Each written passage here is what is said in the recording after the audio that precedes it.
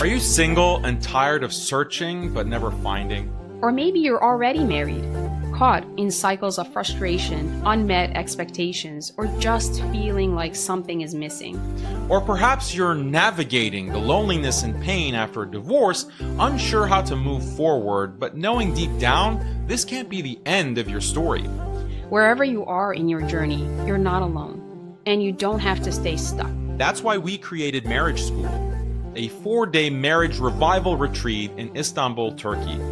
4 transformational days, 5 powerful speakers, 1 unmissable opportunity to reset your marriage. For married couples, this retreat is your invitation to rediscover each other in one of the world's most beautiful cities.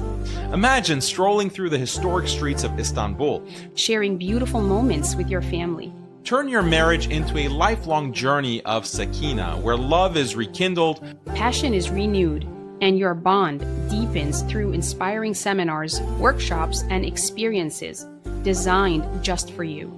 And for those sisters who need to bring a mahram, we have a special offer for you. Sign up and register, and your mahram joins for free. This is only for a limited time. Register now at the Marriage School at globalummahretreats.com. We'll see you in Istanbul, inshallah.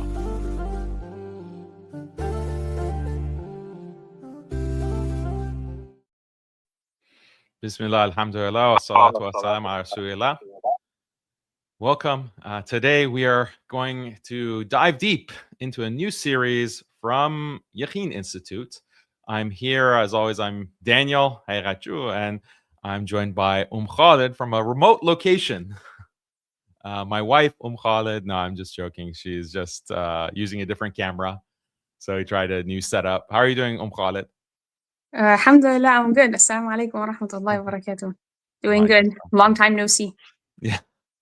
Yeah. So we are going to today look at this new series from what we call Yaqeen Institute. And we don't call them this lightly. It's because they have a long reputation, or a long history rather, of promoting feminism and promoting simping. And it's something that's extremely damaging.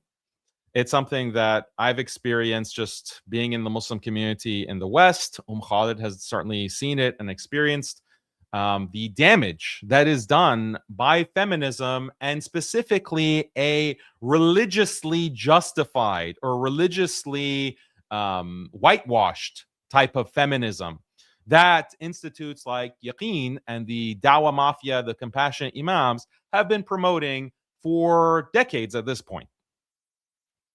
What has been your experiences, Khalid, with this in the Muslim community, with the damage done by religiously justified feminism?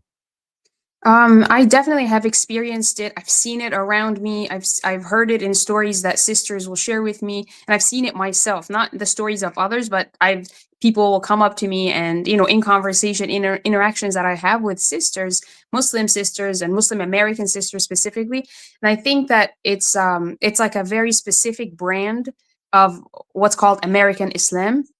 And it was something very foreign to me growing up, because growing up, I was actually very secluded and very sheltered from this American Islam. And I remember the first time I came across people who act like this kind of feminist, whitewashed kind of like Islam light or Islam asterisk, that was the first time I noticed that and came across it. It really threw me off. And I was like, there's something weird here, and I can't put my finger on it, but these people are weird, like Muslims, but they're not acting like the way that you would expect. And it was sometimes in very subtle ways. I remember when I was 18 and I went to college, that was kind of my introduction to people who act like this. Basically, American Islam TM, like American Muslims. And it's basically this, and I think we'll see this in the video, because we've seen this. I personally have seen and noticed this a lot as a pattern from Yaqeen, articles and videos and things like this. And it's basically the pattern of making what is supposed to be very simple and straightforward, making it very complicated, unnecessarily complicating things.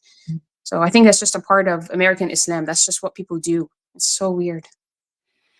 Yeah. So in terms of tangible harm, obviously it's preventing a lot of Muslims from getting married in the first place, because you have Muslim women who want to be empowered. Therefore, they want to pursue a career. And in order to pursue a career, they have to pursue an advanced education. So they're delaying marriage, then they're going into their careers, and then they're ending up mixing with the opposite sex. And they see no urgency to get married. Meanwhile, you have brothers who they are of age, they're in their early 20s, they're getting into their 30s, or maybe they're in their late 30s, and they can't find a wife because all of the women have decided that marriage is not the priority. We need to be empowered. We have to not only pursue a career, some of them are even pursuing careers in Islamic studies. They want to become the sheikha, and that's why they're delaying marriage. And then when they actually get married, once again, problems because of feminism. They believe that they're a partner with their husband, an equal partner. The idea of being obedient to your husband, that is something that actually disgusts them, or it's something that they feel very uncomfortable with, the idea of being subservient to a man. So the marriages end up being very hostile, being very fights and arguments all the time. And then you have this no fault divorce, this idea that you can just divorce whenever you feel like, for whatever reason, you can just exit the marriage. And so many of these religious marriages are breaking up because of divorce, because of this wrong notion that whenever a woman feels like it, for whatever reason, she has the right to get a divorce. And this is what the Dawah Mafia teaches. So from beginning to end, marriage and family is being destroyed by feminist notions. And fine, if you have a secular family and you're a secular person, you don't really practice Islam, then you have bigger problems, right? You have bigger problems than your family and your marriage. You're not even praying, you don't even care about Allah, you don't care about the Quran and Sunnah. Okay, you have bigger problems. But we're talking about Muslims who are religiously practicing, who do care about the Quran and Sunnah, who do care about what Islam has to say about marriage, about family. They do care, but they're getting their education, their Islamic education is coming from organizations and compassionate imams that are wrapping feminism in this Islamic veneer, packaging that and selling it. And that is what we're concerned about. That's what we're very concerned about as a religious community, as an ummah. We have to understand that there are a lot of Muslims who are affected by secularism and they don't want to live an Islamic lifestyle and they haven't made tawbah yet. Okay, that's one issue that needs to be addressed. But I think more urgent is when the religious Muslims, the ones who are at the masajid, the ones who are running our Islamic institutions, the ones that are doing dawah, they're being influenced and adopting secularism and feminism and so forth. That, I think, is a much more urgent problem. Yeah. And I think it has a lot to do with feelings. I think it has to do with the feelings of women and in general, preserving the feelings of just everybody. Because I think when you say, like, especially when you talk about the religious class, like when they kind of wrap things up and in this veneer, this outward veneer of Islam, and package the inside the package, the contents of that package, that the outside is kind of wrapped up in what looks like Islam. What is inside of it? It's just, you can do whatever you feel like doing.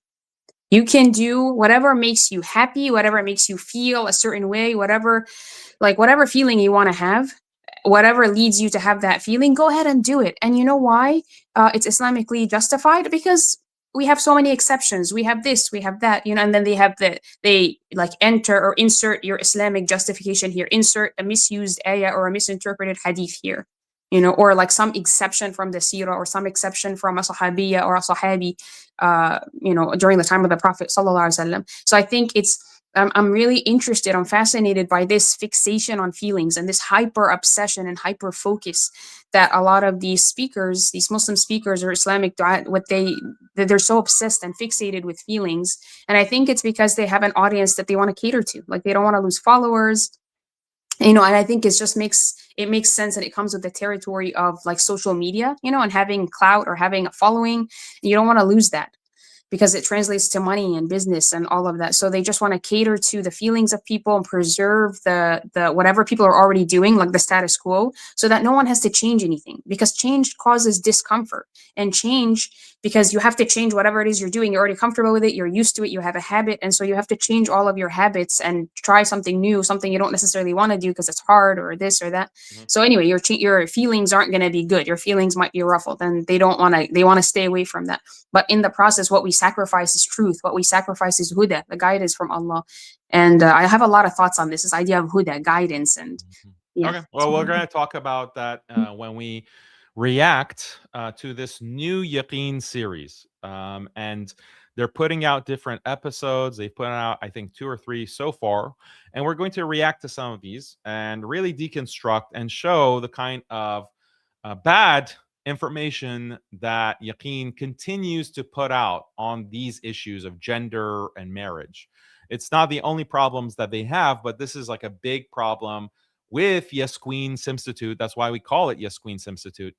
And they have a history of this. I've been criticizing them since basically 2019. It's been 6 years of this. And I'm not going to give you the entire history of Yaqeen promoting feminism right now. I'm just going to give you some snippets to give you an idea. So if you look at this infographic or this image that they shared on social media, the Prophet ﷺ and his community did not leave a legacy of traditional man's men and subservient women. Their legacy is one of courageous, committed, humble, and engaged individuals, men and women alike.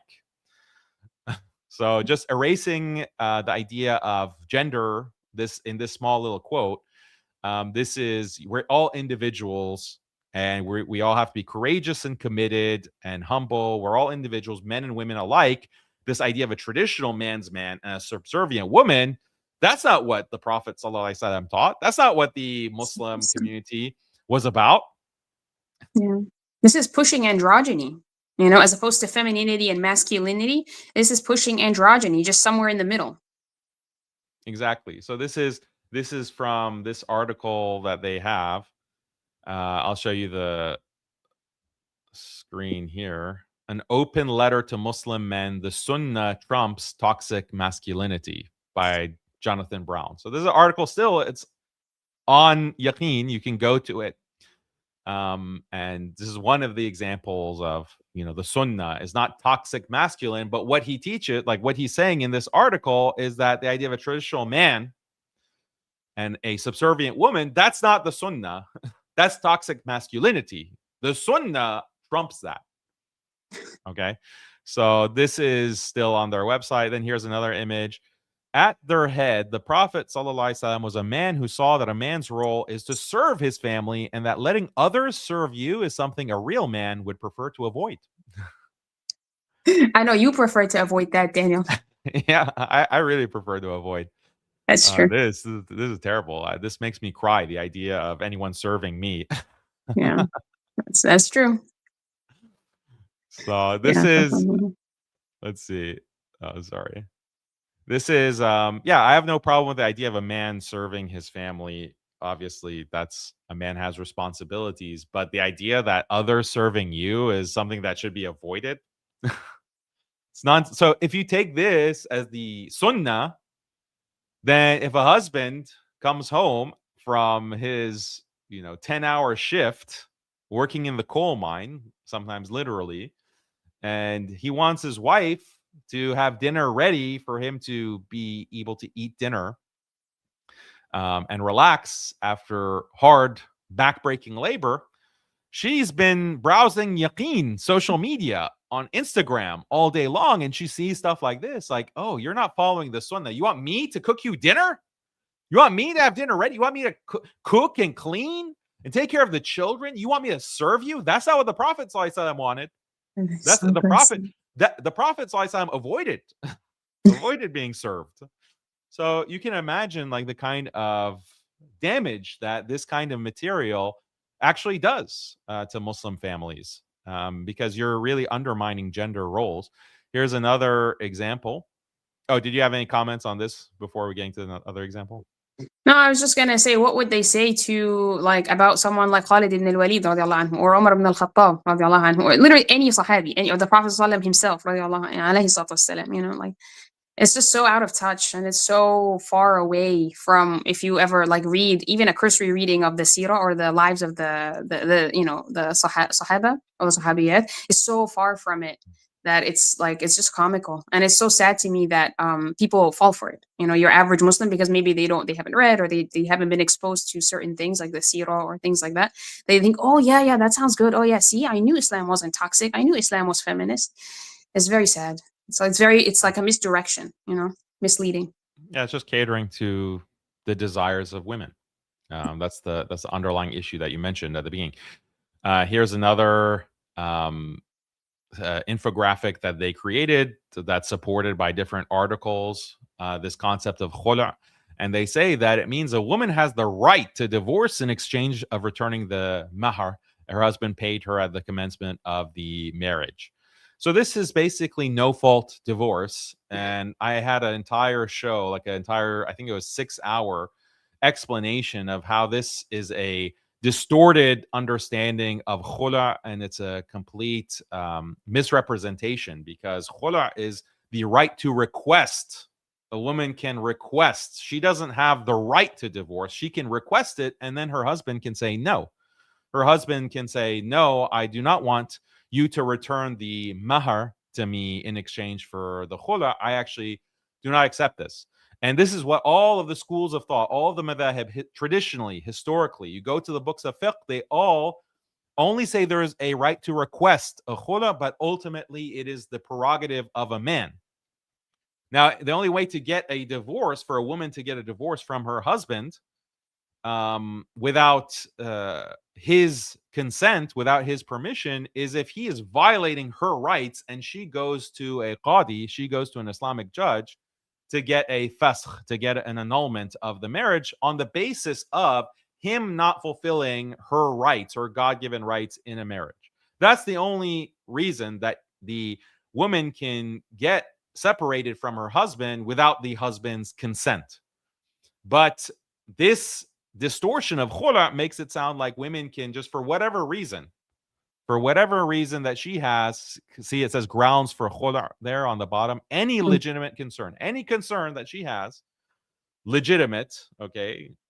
Women always think that their concerns are legitimate. Women always think that their concerns are legitimate. She has the right to divorce. And it even says judge is not always required in the divorce proceedings, like an Islamic judge. So this is, they're just recreating they're just recreating no fault divorce and making it sound like it's Islamic. And this is by itself has destroyed so many Muslim marriages. And this is no surprise that we see the divorce rate going through the roof.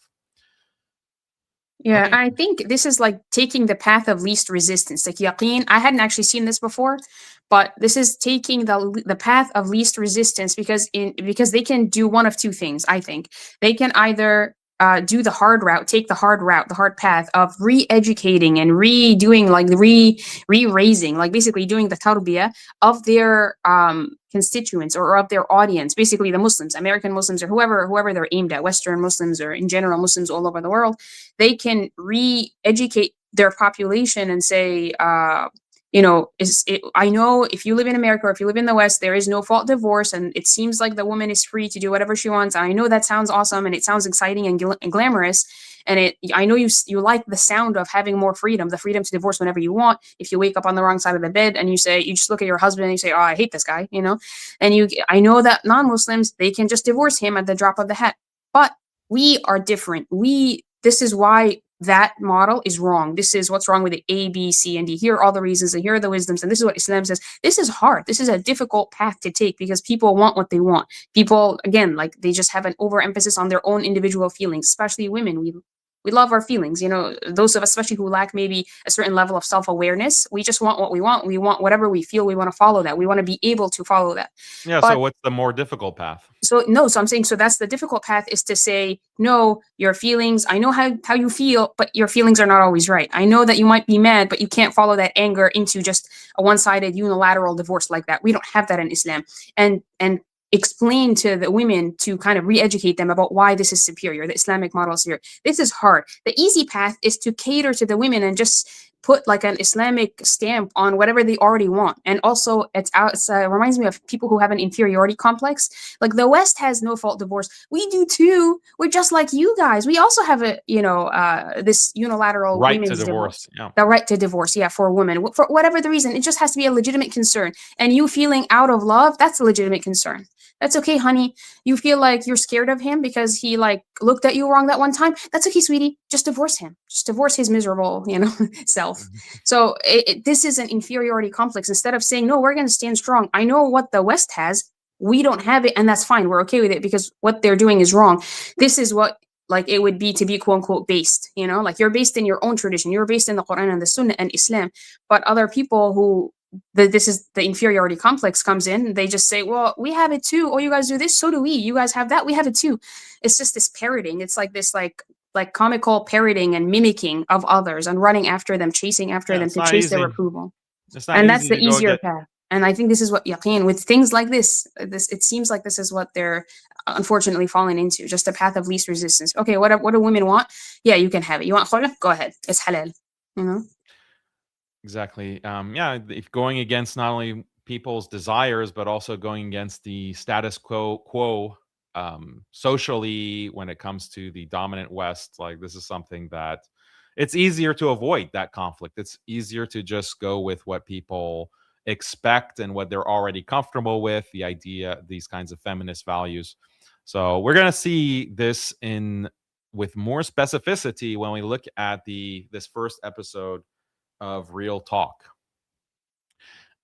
which I'm going to put on the screen. Another thing to keep in mind, it's not coincidental that Yaqeen Institute is very concerned with kind of presenting the Western status quo and the Western feminist model as being Islamic. It's not coincidence that they do this.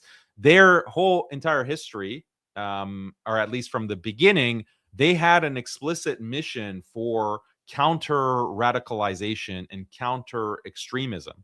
And they had direct ties to these different officials who were involved with these counter extremism programs from Washington, D.C., literally from the White House. And they had board members who were involved with implementing this kind of countering violent extremism program on the entire world. This is the CVE program, and so very key to countering extremism from the lens of security, Western security, and countering terrorism is that we need to get Muslims to adopt feminism, to adopt these kinds of egalitarian gender roles, to level the playing field in terms of equal rights in marriage. Like that is part of the countering extremism agenda of literally Western governments, including the United States, including Israel.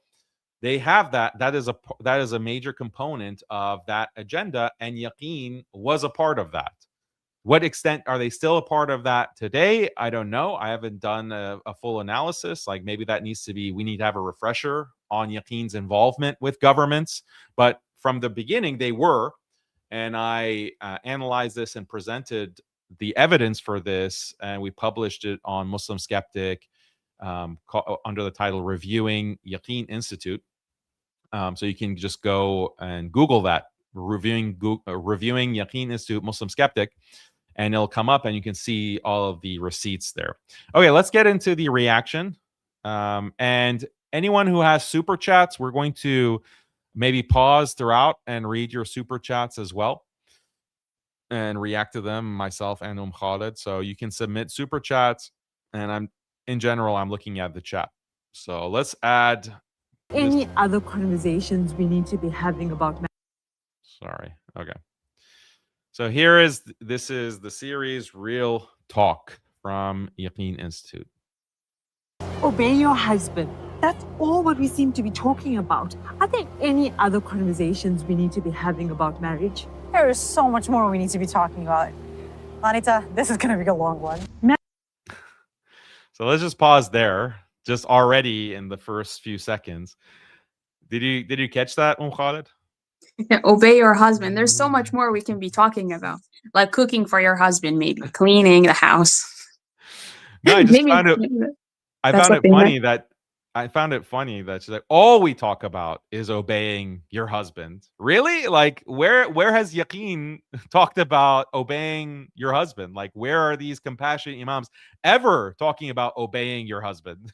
But she's saying all we talk about, is obeying your husband. Like, isn't there more to marriage? Like, and I'm thinking, when have you ever talked about this? When have you ever talked about this? And even in this, as we'll see, they're not even going to talk about it to any real extent. So, and also it's like real talk. It's like real talk, but it sounds very scripted. That was another funny thing. But let's continue. Marriage is hard. Can we talk about how difficult it is? From getting married to being married, it's really, really difficult. Absolutely, right? It's not easy. And I think anyone, whether you're married or not, knows that. And I think a part of it is sort of the structural changes that have happened in society, right? Think about how marriages were a few hundred years ago in lots of parts of the world, where, because marriage today, I think it's very lonely. It's exhausting and overwhelming from the amount you have to do. And I think Because it's just two people now. just two people, and you've got to do everything on your own, right?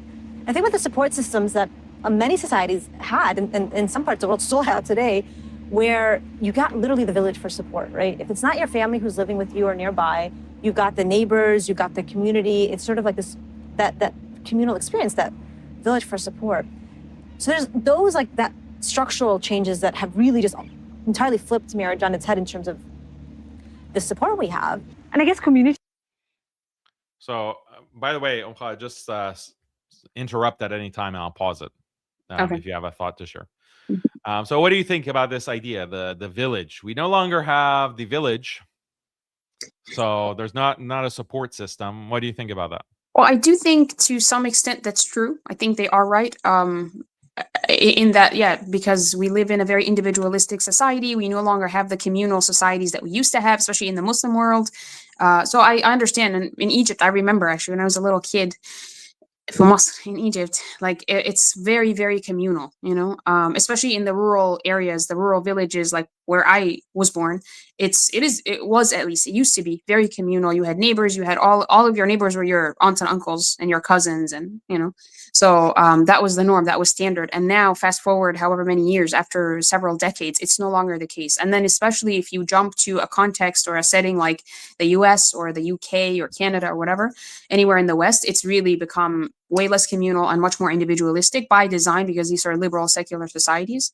So anyway, so I think I don't want to, we're not going to say, oh, just every sentence out of their mouth is wrong. Like some of it is true, but sometimes it's just how they use that or maybe misuse it, or the framing around that. That's what's really wrong. So anyway, so I agree that yes, the village has become diminished or completely lost.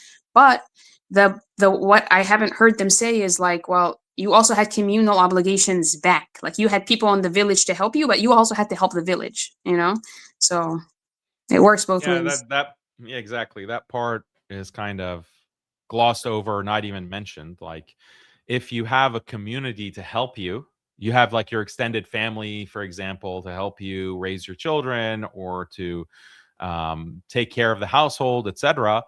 That's not just you getting benefits and then you're not giving anything in return. Like you also have to take care of others. You have to cook for them. You have to help take care of their children for them. Like you're also giving. So it's kind of like a weird individualistic perspective that, okay, I get all the benefits of the community, but then when it comes to living my life, then I'm just concerned with myself and with my family, and I want privacy, by the way, because that's another aspect. Like if the community is involved with raising your children, then you also have to accept that they're going to have a say in kind of how you raise your children and the decisions that you make, how you live your life. Like the community will also have a say. Your extended family will also have a say. So that comes with strings attached. And to the extent that you want the help of others, you also have to accept the burdens or the duties that come with that. They kind of left that part out. Okay, let's continue. He plays such an important role, even in resolution of conflict. Absolutely. That has always been part and parcel of Islamic law's approach to marital problems, right? You get a family member involved, you get a community member involved. And so that's like, it really reflects the inherent nature of having, again, that community support for your marriage. So those are the structural changes, right? And then there's also like modern life, right? Where you've got now appliances that have fundamentally changed like your responsibilities, right? You've got microwaves and ovens and fridges, all of these things, which of course historically never existed.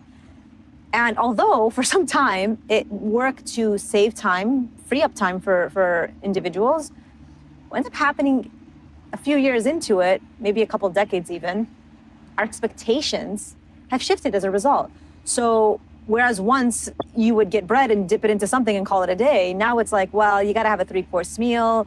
You have to grow your own fruits and vegetables. I'm assuming you have a garden in your backyard. I do not, but I should You have. should have one. Everything needs to be homegrown, right? And you're not just eating basic foods. You're having, again, like multiple meals, 3-course meals. Everything is fancy. Cue the TikTok cooking videos. And now it's like, wait, I need to be making all of that too, right? And there's just so much of expectation. It's really high expectations. And now, so it's like we're raising the level of expectation and we've lost the support to be able to do anything, right? Put those together and you find us in the mess that we're in today. And so how Wait, so what were the expectations? The raised expectations? Like TikTok meals, 3-course meal. I actually don't have TikTok, which is I think a good thing. Thank God, because you said that. I'm like, well, I'm not seeing these 3-course meals. So poor Daniel, you're eating whatever I make. That's what slop. you get. Whatever slop I put in front of you. Allah. No, I'm joking. I obviously make 3-course meals, guys. yeah. Please, right, Daniel? Yeah. No, but anyways, no. But no, I think what she's gesturing at is probably, I think it's real. Like the expectations of like FOMO, like fear of missing out. You see, it's just social media in general, like Instagram or TikTok or Facebook or whatever, whatever people are using these days, just social media comparisons, these people are cooking this, especially there's like a mom culture, like these are the meals I'm making, the foodies that take pictures of every meal they ever cook or eat at restaurants.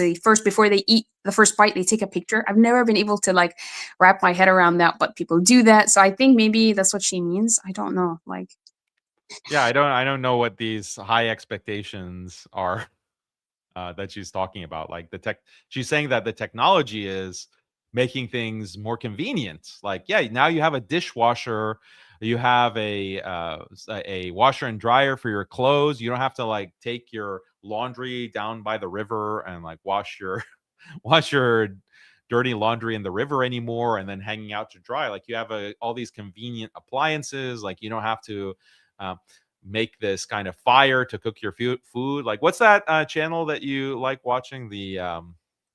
Are they the Azerbaijan lady? Yeah, Azerbaijani lady. They I forgot are living the name in the of it. wilderness. Yeah. What is that channel? I forgot. It's called like Handi something. I don't know the exact name. It's like a weird word, but yeah.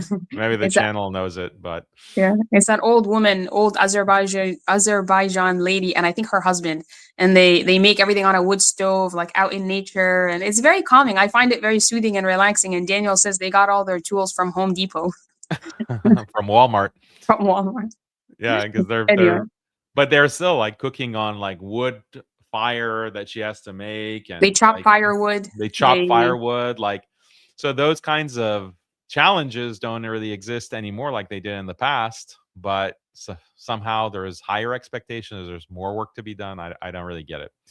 Okay, moving on.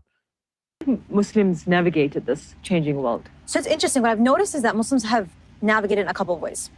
So number one, you'll see reference to culture or custom, right? So if, for example, in the United States, you're an immigrant, you might have brought a certain custom or culture from wherever your hometown was.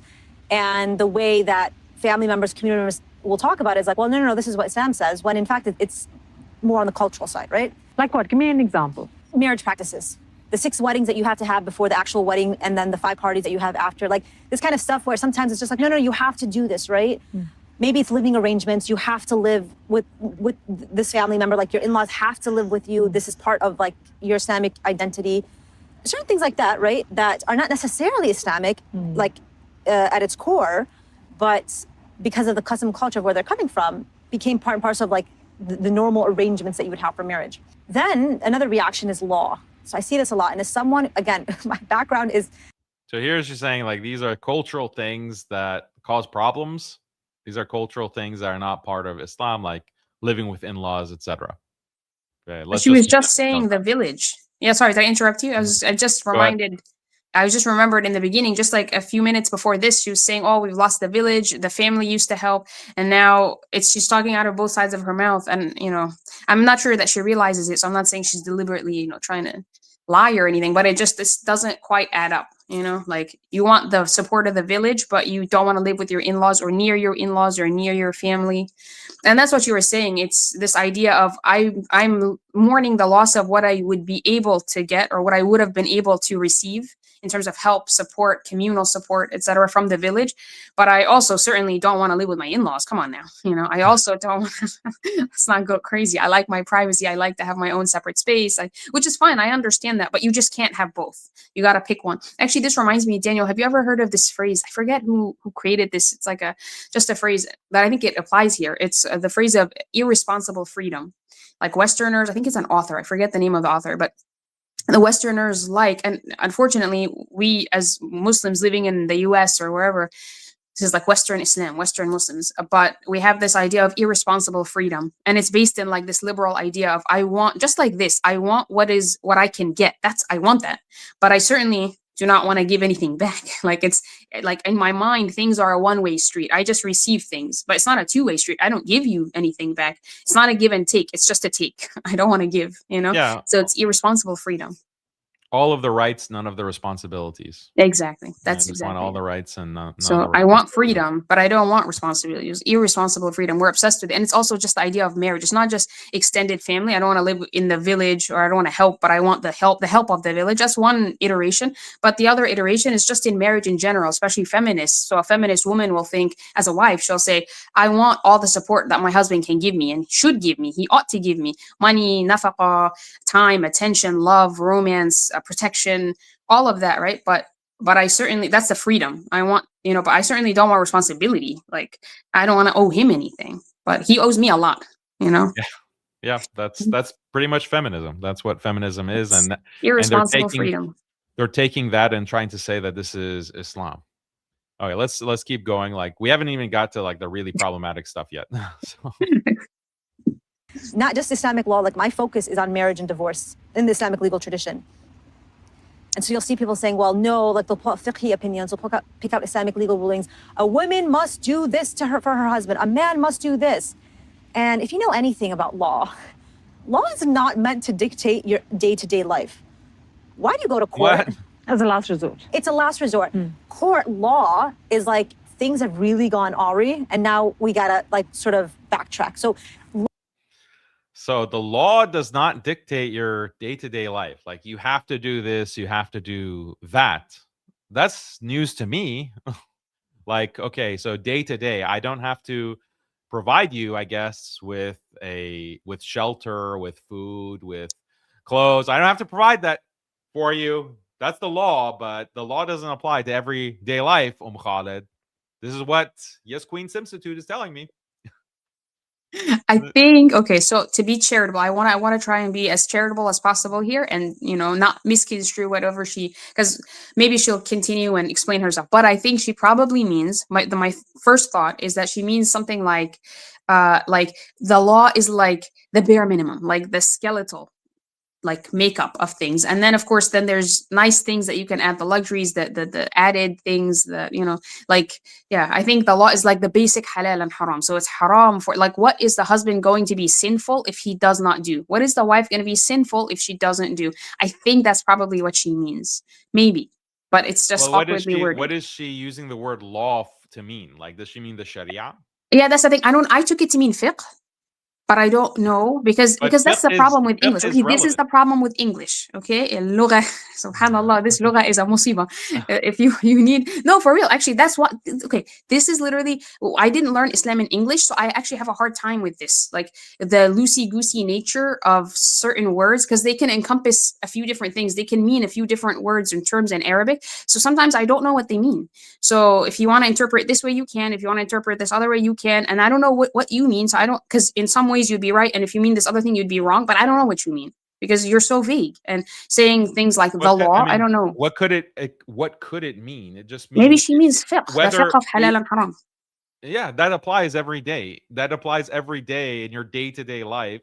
That Okay. is very relevant. It's very applicable. Like, but what she's trying to do, like here, you gave the charitable interpretation, which doesn't make sense. Like, it doesn't make sense what you're trying to Yes, it does. explain.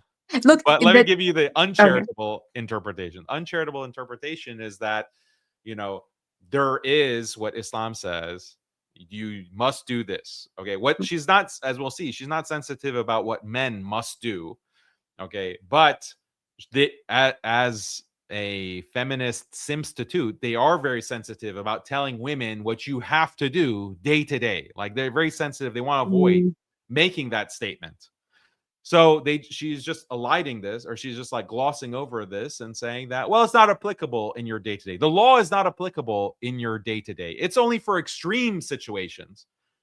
And this is mm. actually distancing women from their legal, when I say legal, I mean shari, obligations, which are applicable day to day, which are relevant and are important day to day. She's trying to make it something that's far, something that's ba'id.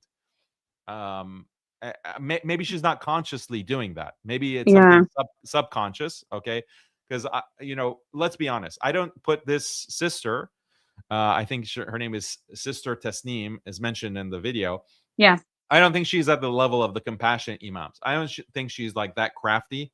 I think maybe she's influenced by the compassionate imams, and maybe she herself doesn't realize like what she's doing or what subconsciously might be at work here. Yeah. But it's the law. Okay, if we mean that by fiqh, if we mean that by sharia, it is relevant day to day. Okay, for example, the obedience of a wife to her husband is a day-to-day issue. Like, it's something that is relevant every single day, because every single day a wife can choose to do something that her husband does not approve of. Every day she can make a decision that goes contrary to what her husband wants. So that is relevant every single day Yeah. in the married life. So I don't think she's doing a service to Muslim women who want to obey Allah and His Messenger sallallahu alaihi wasallam by telling them that this is just for extreme court cases, like in the situation of whatever, a divorce or some kind of marital conflict. Yeah, no, I think you're right. I think you're absolutely right, and you nailed it with the subconscious thing. I think it's just a culture that has been created already. So it's like this runaway train, and so people just jump on it, and they don't realize they're on the train, and it's a runaway train. It's taking them wherever it's already going.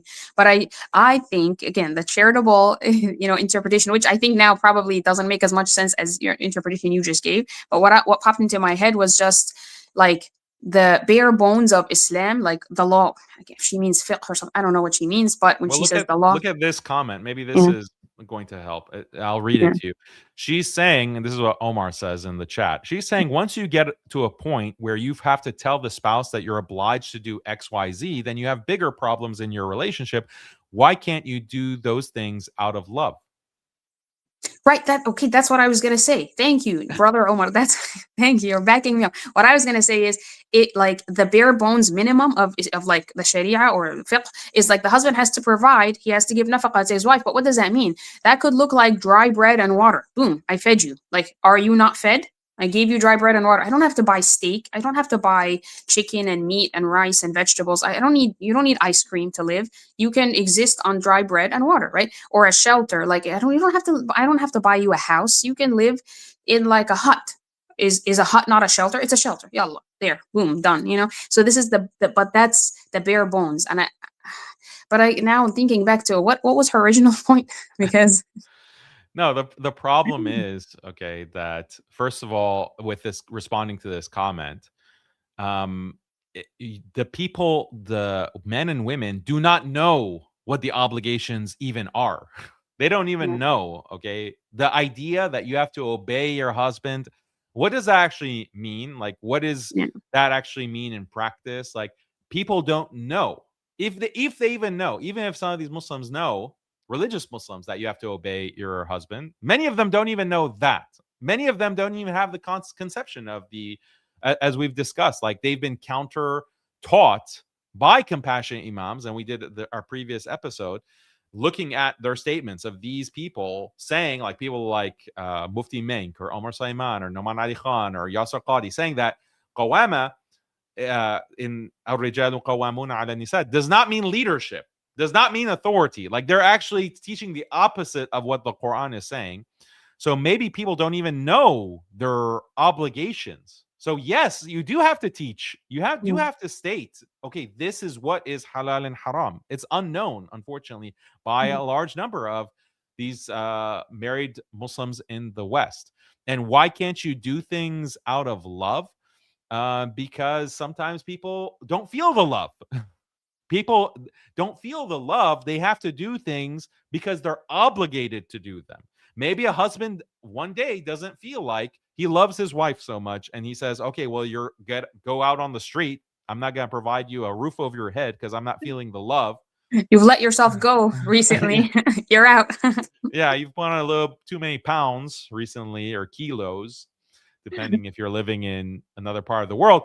Get on the street. Like, no, it's about your obligations, and you have to have a fear of Allah, because sometimes the court is not going to be involved. Like, you have to have taqwa. You have to have fear of Allah, that I'm going to take care of my wife, even if I'm not madly in love at this moment. I'm still going to take care of her. And she, in part, says, I really am not feeling the love. I don't really have the same kind of love today for my husband, but I'm going to obey him because I fear Allah. I fear Allah. I'm fearful for my akhirah. And that's why you can't just say, oh, just do it out of love. And anything, if you start talking about obligations, then it's no longer romantic-y marriage. Yeah, and sometimes really honestly, love is not enough. And I say this as a woman, as a wife. Like, I think we women sometimes, again, this idea, I keep going back to it because it's so true. Like, we are fixated on our feelings. We have this weird hyper focus, this like weird like spotlight that we've put on feelings. I need to feel love. I need to feel happy. Whatever makes me happy, that's the right course of action. Like, no, sometimes what makes you happy will destroy you. Sometimes what you think is love is just lust, and it will end you. It will annihilate you. It will ruin your akhirah and your dunya.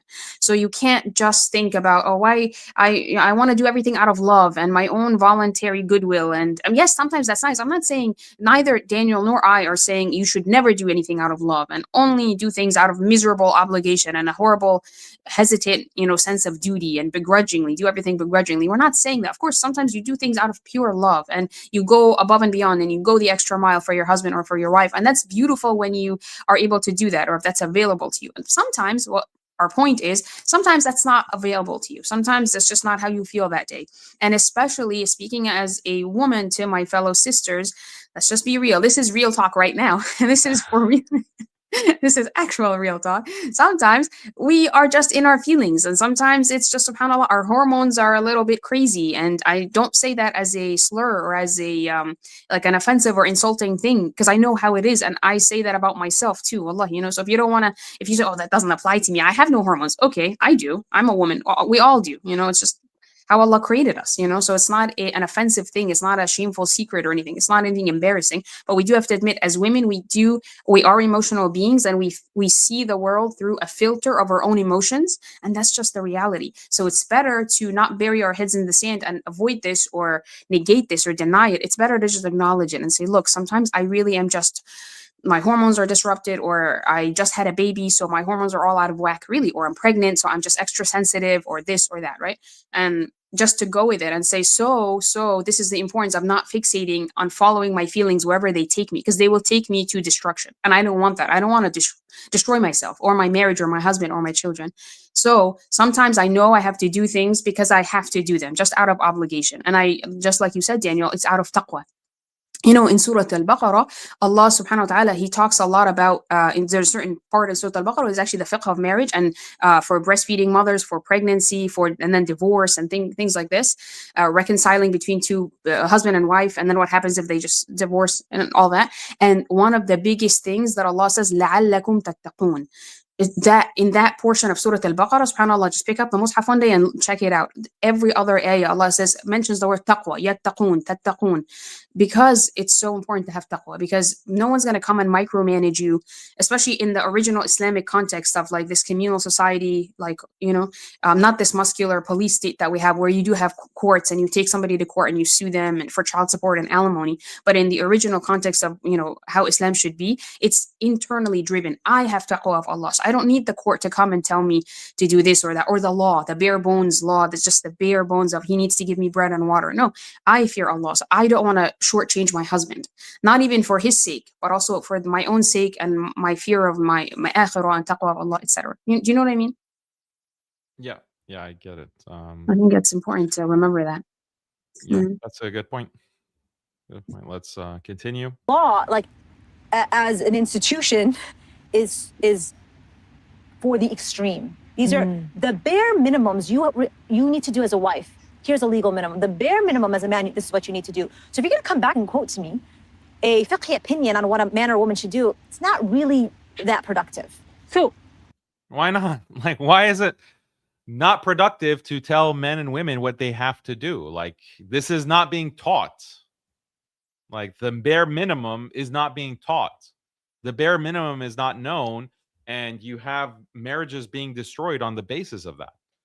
Like, for example, one of the very common examples that I have Muslim men who come to me and they complain about this. They say, I woke up one day and my wife was nowhere to be found. She's gone. She left. And then I'm losing my mind. What happened to my wife? Was she kidnapped? Did she, something happened to her? And I find out the next day or maybe in a week that, she went to her in-laws or she went to her family, my in-laws. She left. She traveled. She got on a plane and flew to the other side of the country or another country to go to her family. And she didn't even ask, or she didn't even inform me.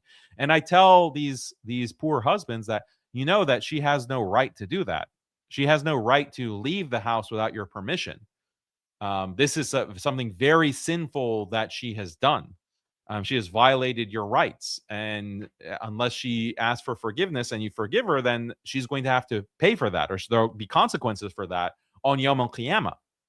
It's a major sin. And the husbands don't even know that. The husbands don't even know their rights, let alone the women who are just flying off and abandoning. And so this causes so much strife in marriage when you don't know the basics. That knowledge of the basics are not being taught. Why are they not being taught? Exactly what you're saying, Khalid, because of feelings, because you don't want to offend women and say, oh, you have these obligations, you have these responsibilities that you can't violate. And if you do, you're risking your afterlife. Like, don't think that it's just between you and Allah, okay? That Islam is just between you and Allah. No, you have other people who you have responsibilities towards. And if you violate those responsibilities and you violate their rights, then that can block you from the akhirah. That can block you from gaining salvation in the afterlife. Yeah. And another thing, Daniel, that I reminded of is like in previous generations, like just like a generation or 2 or 3 ago, whatever, however far back you want to go, there may have been this rebellion against what people felt was rigidity, like too much orthodoxy, like, oh, everything is rules based and everything is so harsh and rigid and there's no flexibility. So I think some parents, maybe the generation before us or a generation before that, like people's parents, basically, so people now our age, basically, like, they have grown up and their parents have raised them in a different sort of rebellion where they're rebelling against that rigidity. And so they have taught their kids, they've raised their own children on like these half-baked ideas and not teaching them any sort of rigid thing because they're so traumatized or whatever. They have their own baggage from like, oh, my father was so rigid, so I'm going to be very lenient. But what happens is this is called permissive parenting. It's overly lenient, overly permissive. And in the end, we have what we see today, which is nobody knows anything because nobody was taught anything solid, anything grounded in any sort of structure.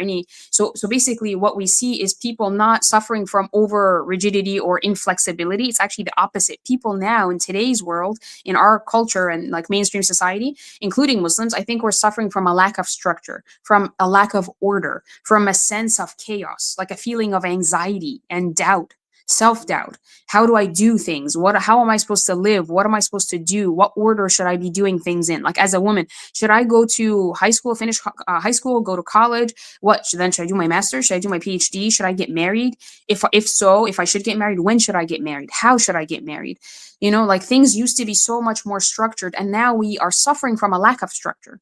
From everything is loosey goosey, whatever you want goes. Just do you boo. As long as you're not hurting anybody else, like the harm principle. Then it's right. Very, Just do. very vague. It's vague, indeterminate, and that's Like deliberate. Like non-committal. they're deliberately vague. That's, I think, Yeah, what we're gonna see throughout this. but it hurts It's us a because people want certainty, I think. Yeah, and this is a good comment from Faisal, who says, so she's saying that Islam teaches unproductive things. Yeah, unfortunately, that's That's the true. way she characterized it, like the Yeah. rights and responsibilities, like the bare minimum, as she was terming it. She's saying it's unproductive to bring that up, or to Yeah. like, But I think we this is should like be the careful. ABCs. Yeah, these are the Yeah. basics, and we've left the basics. Now we're so sophisticated, we're beyond all that, but we don't even know the basics. So it's just a really funny but very sad situation. We need to know the basics before we can move on from that. And No, the it's the irony same. is that, oh, sorry, go ahead. Go ahead.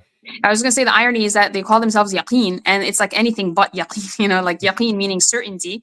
But there's so much doubt and so much lack of certainty. And they don't want to give anybody the certainty to like, this is what you do. Here, I'm going to lay it out for you. 1, 2, 3. I'm helping you, but they are, yeah, Yaqeen is such a weird, ironic name, subhanAllah. Yeah. Okay, let's continue.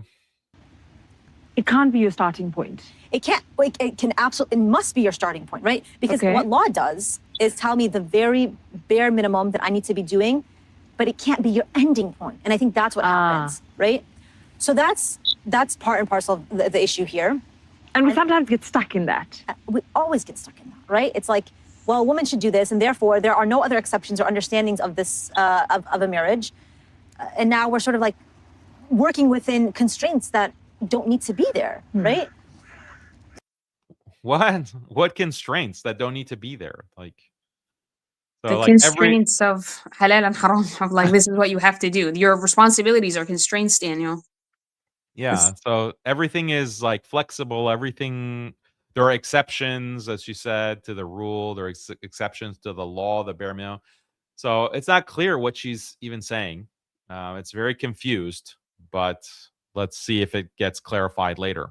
And then added problem here is now you see a lot of Muslims were adopting either conservative or liberal language. So like I've seen people a lot of times, it's like, oh, that is just Jahili masculinity, instead of saying like toxic masculinity. It's Jahili masculinity. And did you know the Prophet, peace be upon him, would clean the house and do the housework while neglecting like everything else about the Prophet, sallallahu alaihi wasallam. Like, So it's this pendulum, right? Yep. That shifts between extremes. It's like, you have to be doing this, and then all the way to the other side. all the way to the other side. And then you have like the conservative side, which says, that God created us with this fitrah, and your gender is inherently part of your fitrah, and your rule cannot change because that's part of who you are.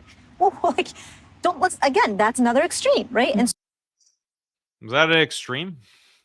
I always write about that on my Gender posts. is part of your fitrah.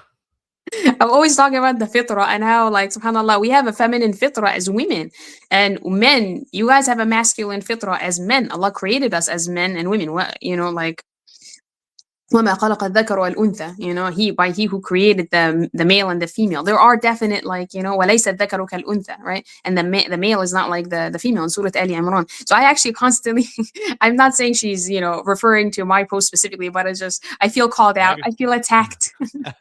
She's like, that's Yeah, an maybe. extreme. Yeah, that's I can't believe that that's how she would characterize an extreme. That there are gender roles, and that gender is part of fitrah. It's part of the way that we're created. Like, you have there's masculinity, rujula, and there's also femininity. There are characteristics of being a man and a woman, and it is what we have been created upon. So, but that's like an extreme. And it's also biological. Like, I didn't always know this because I'm not a person who like is very good at science. You would explain this much better than me, but like, isn't it literally biological, like down to our DNA, down to our cells, like on the cellular level, there's male and female, like the male brain is very different from the female brain, like how the brain itself is wired, you know? So I don't know how that is an extreme to point to, because that all has implications and ramifications, you know?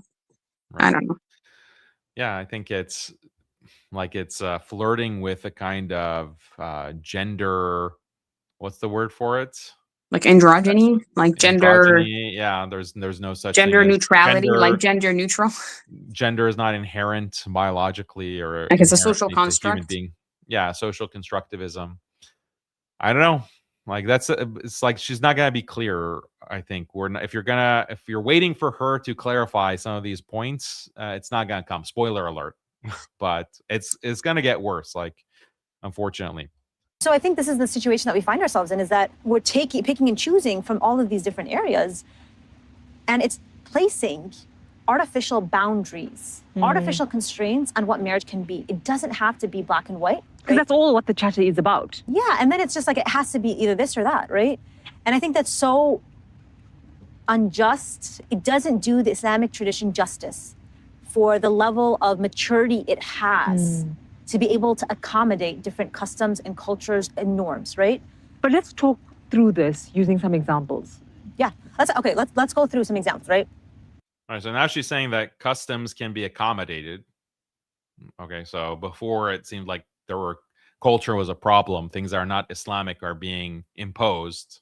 Mhm. So this is a kind of backtracking, maybe. Finances.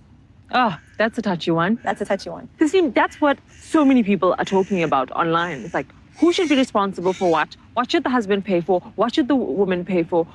You know, what's the role of money in relationships? It's a lot. It's a lot. So Islamic, we're talking about legal minimums, right? Legal minimum, a husband is responsible financially for a few things in the household, right? Responsible for clothing, responsible for food, responsible for, the basic necessities of his wife and of his children.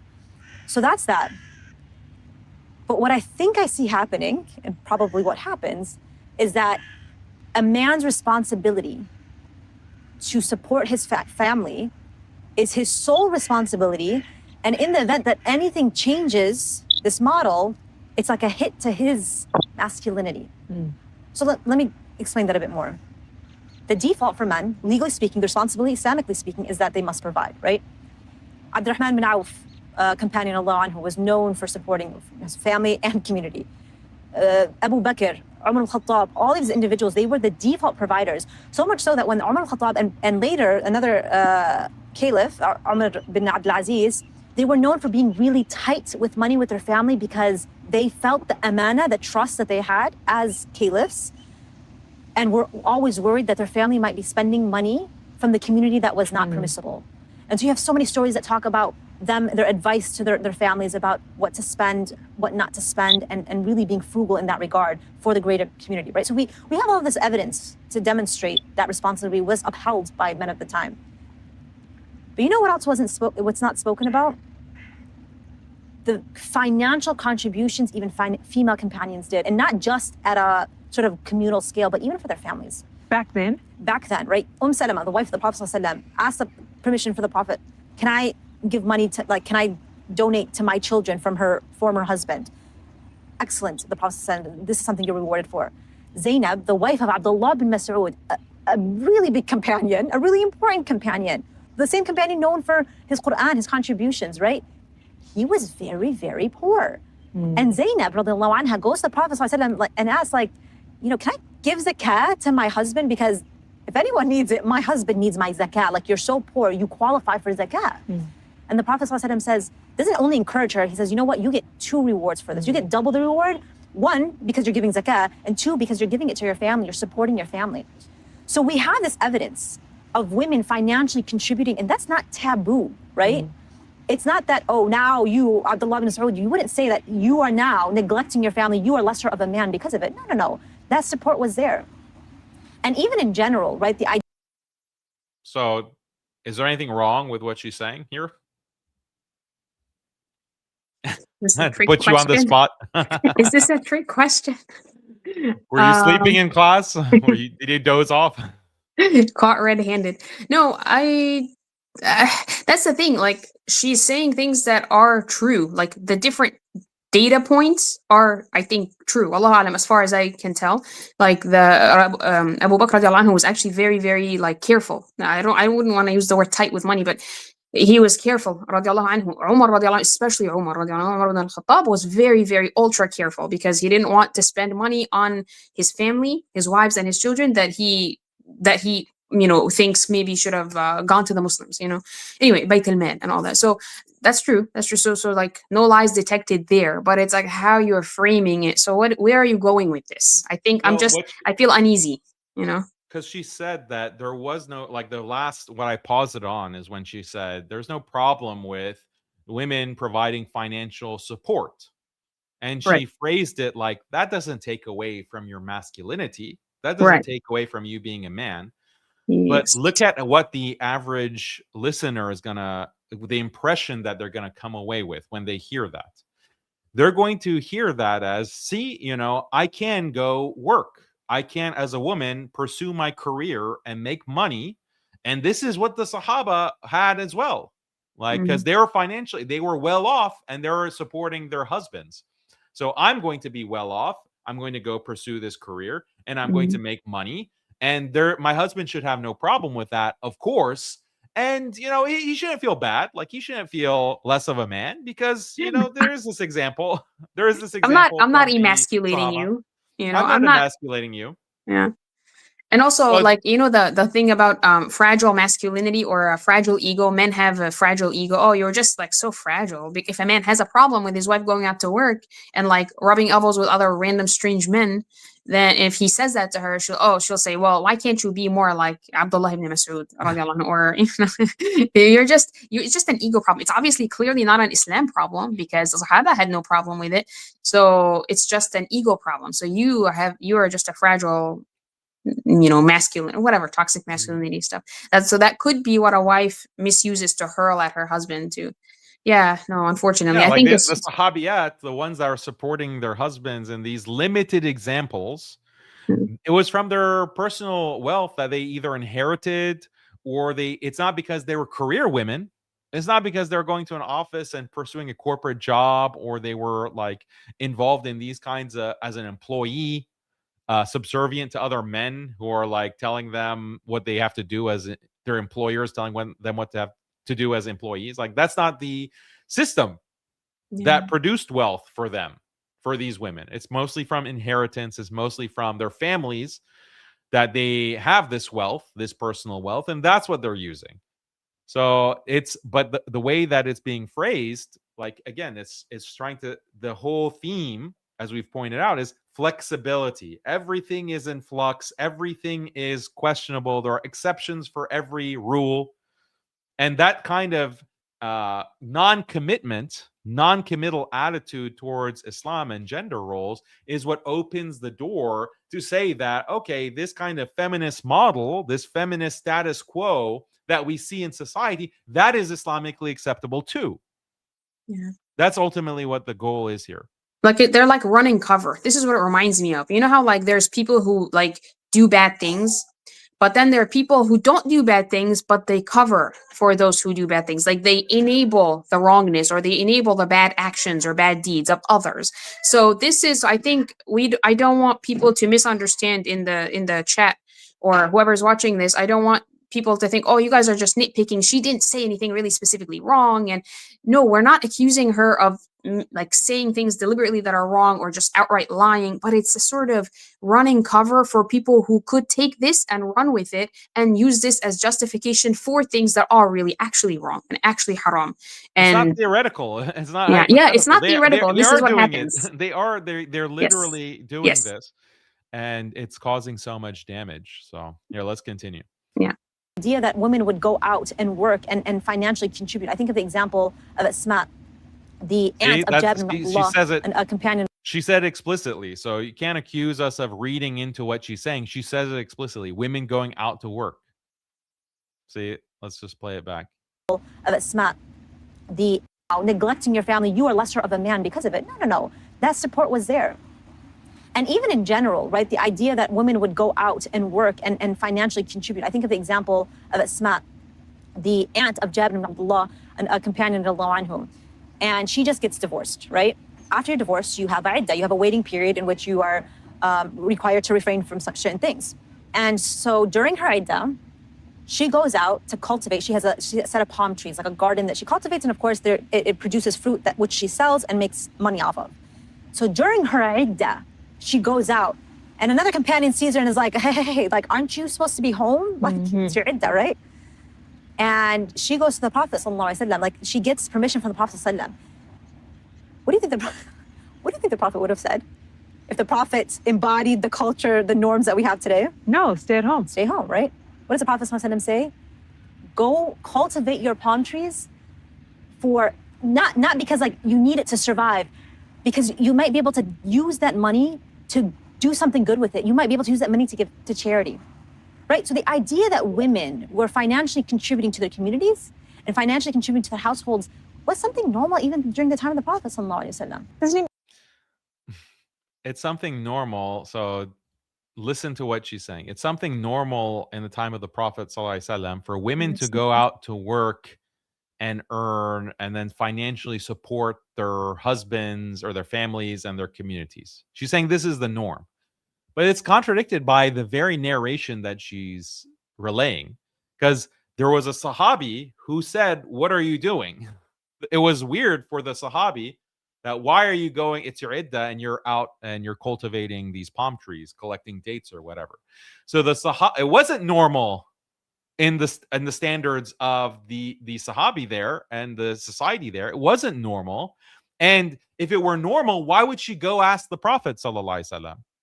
She went and asked. She went and to ask the Prophet sallallahu alaihi wasallam about that. So that contradicts her claim that it was something normal. Okay, that's point number one. Point number two.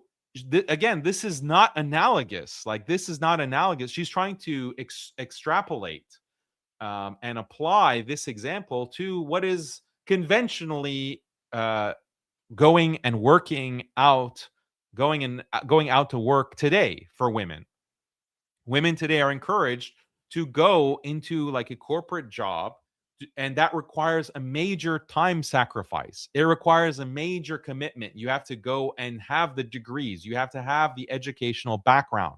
Then you have to commit to 20 hours, 40 hours or more per week. You have to go and you have to be in a certain environment, a certain mixed environment. And for most or many jobs, that is what the majority of Muslim women are involved in, or many Muslim women are involved in today. That is problematic and is causing problems for their families, for their communities, for their marriages.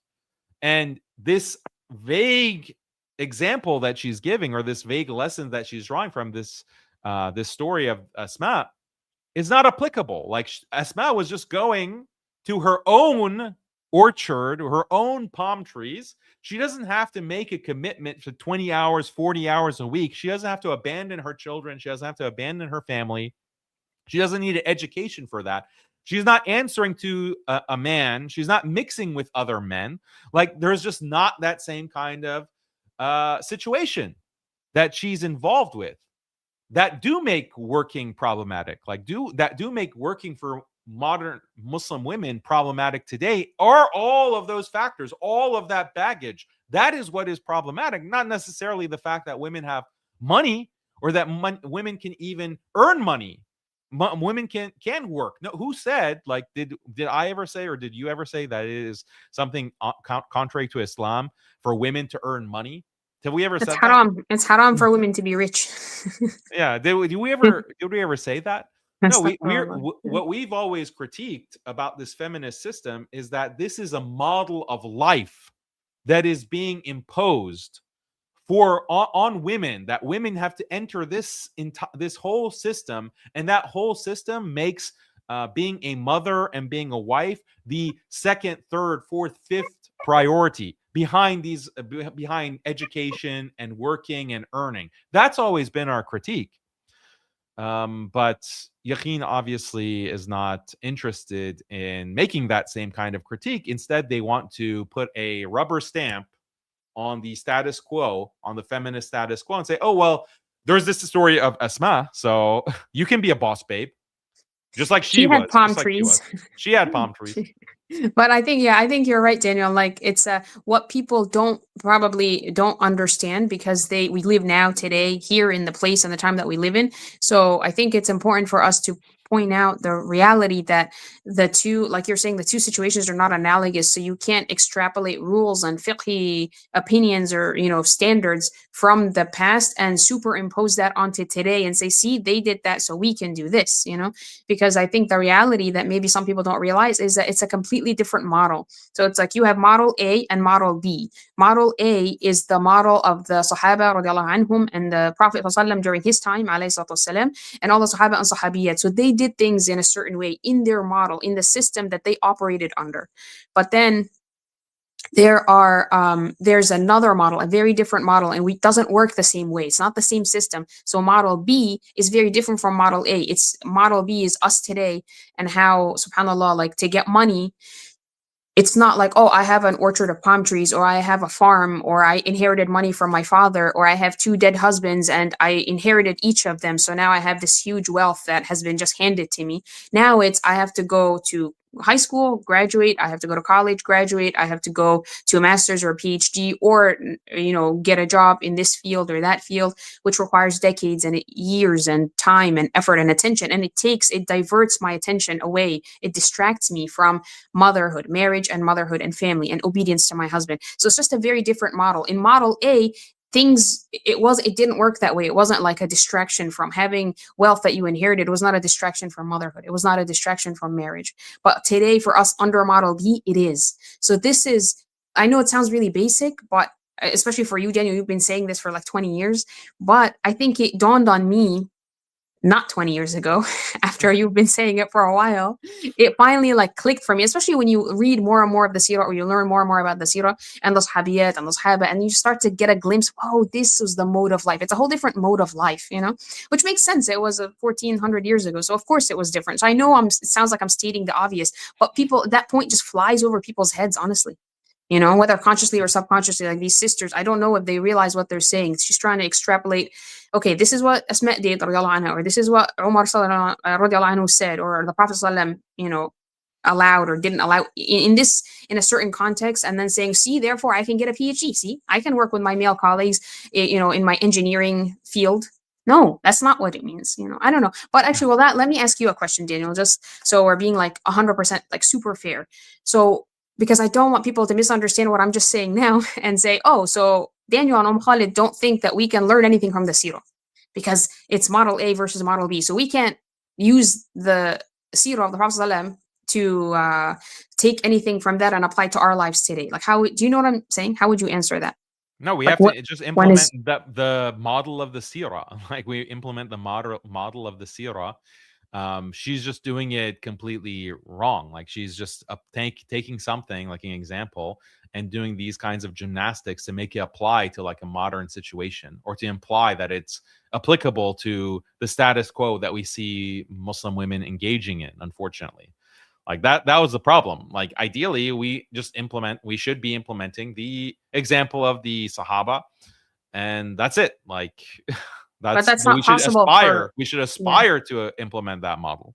Yeah, but on an individual level, it's not possible for us to just reinvent society and like revamp the entire model of like the modern world, and make it so that wealth is inherited and I don't have to get a degree to make money, and I don't have to work with men to, if I want to work at whatever.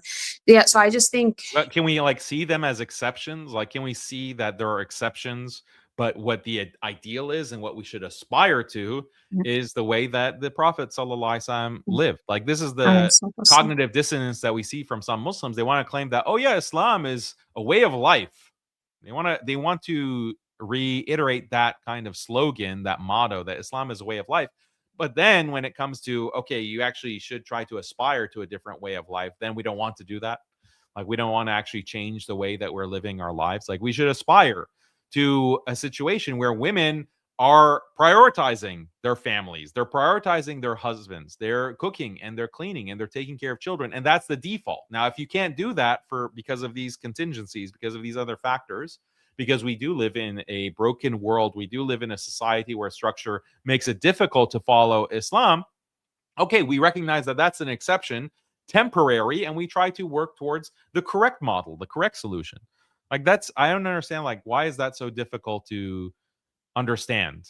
I think it's Just because because if you, acknowledging, it forces the individual to acknowledge how far they have deviated or strayed from the ideal path. And people like to live in denial, and they do not like to face reality or acknowledge the truth of their situation. Sometimes it's too painful. And sometimes people would rather just put their head in the sand and live in delusion, literally actual delusion, and say, oh, I'm not deviating from anything. What? This is what the Sunnah says. What? I'm not. I am doing this and I'm living this, and they just lie to themselves because it hurts too much or it makes them uncomfortable to know, okay, this is the cognitive dissonance, the gap between the Sunnah and my life, the gap between this, what the Prophet ﷺ did and taught and lived, and the Sahabiyat, and what I'm doing today. So how do I close that gap? What do I make of this? How do I make sense of it without feeling horrible about myself, without feeling bad about what I'm doing or feeling guilty?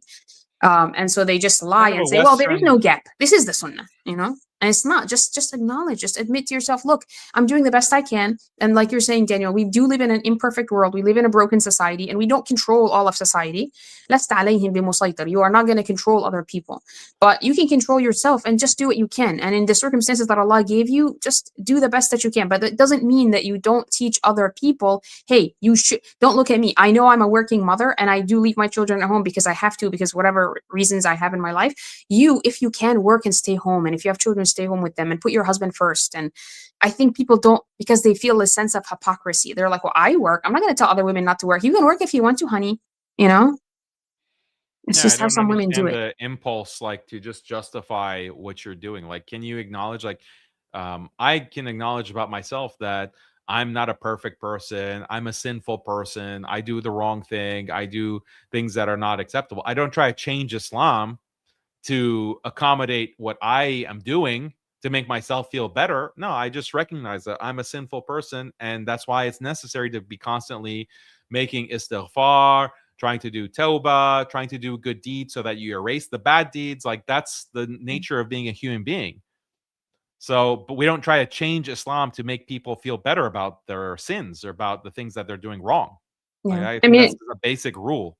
yeah, but unfortunately that rule is lost. It's like the classic example of like a girl who doesn't wear hijab or a woman who doesn't wear hijab, and you can do two things. One, you can do one of two things. You can either say, okay, I don't wear hijab, so we don't have to wear hijab. See? I'm not even doing anything wrong. See, because we don't even need to. Hijab is not even wajib. It's not obligatory. It's just a maybe. It's like a suggestion. If you want to wear hijab, go for it. But you don't have to. So the fact that I'm not wearing hijab doesn't take anything away from me. I have nothing to feel bad about.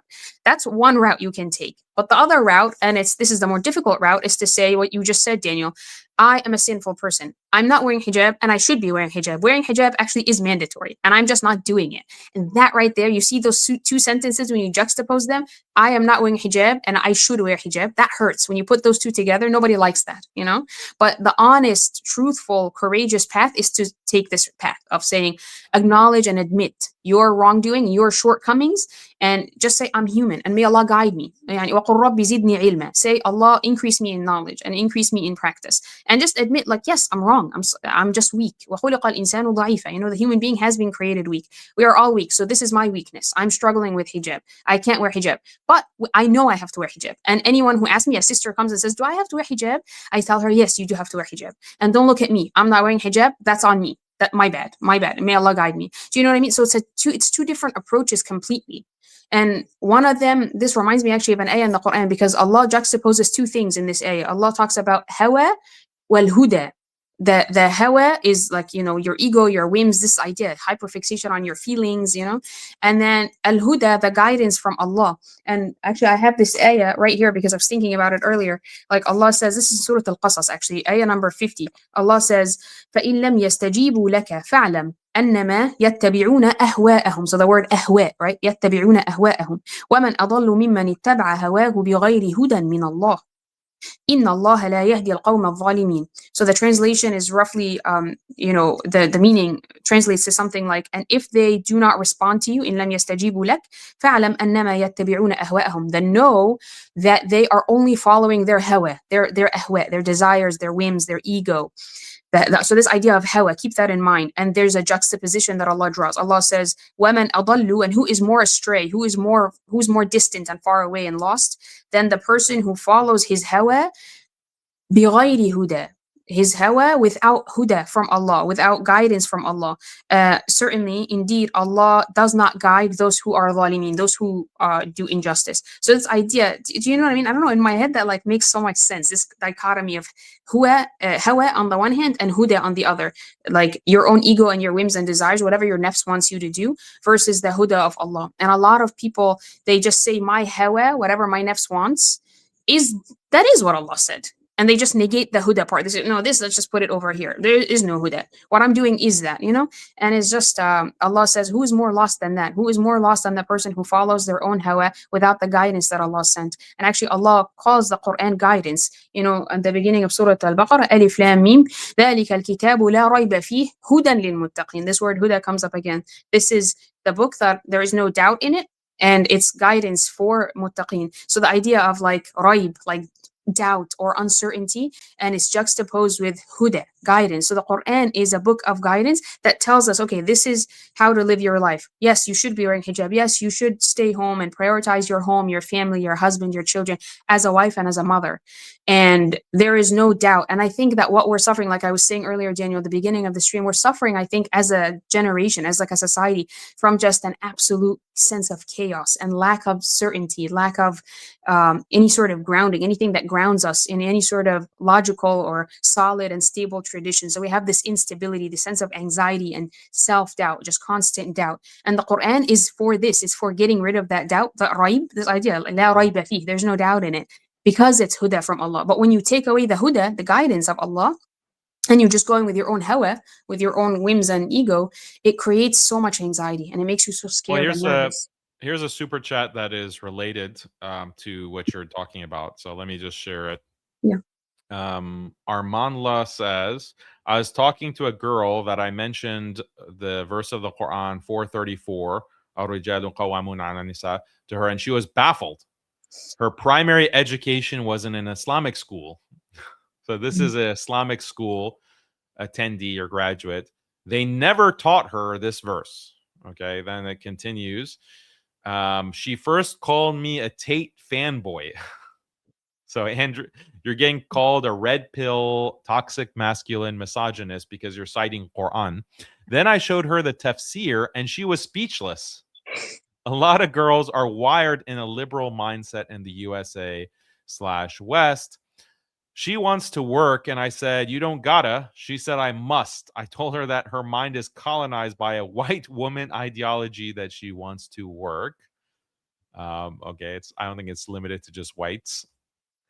Even her wali was taken back by my stance. She said, it's 2025, world has changed. I told her that she is brainwashed, that she wants to labor over being a mother.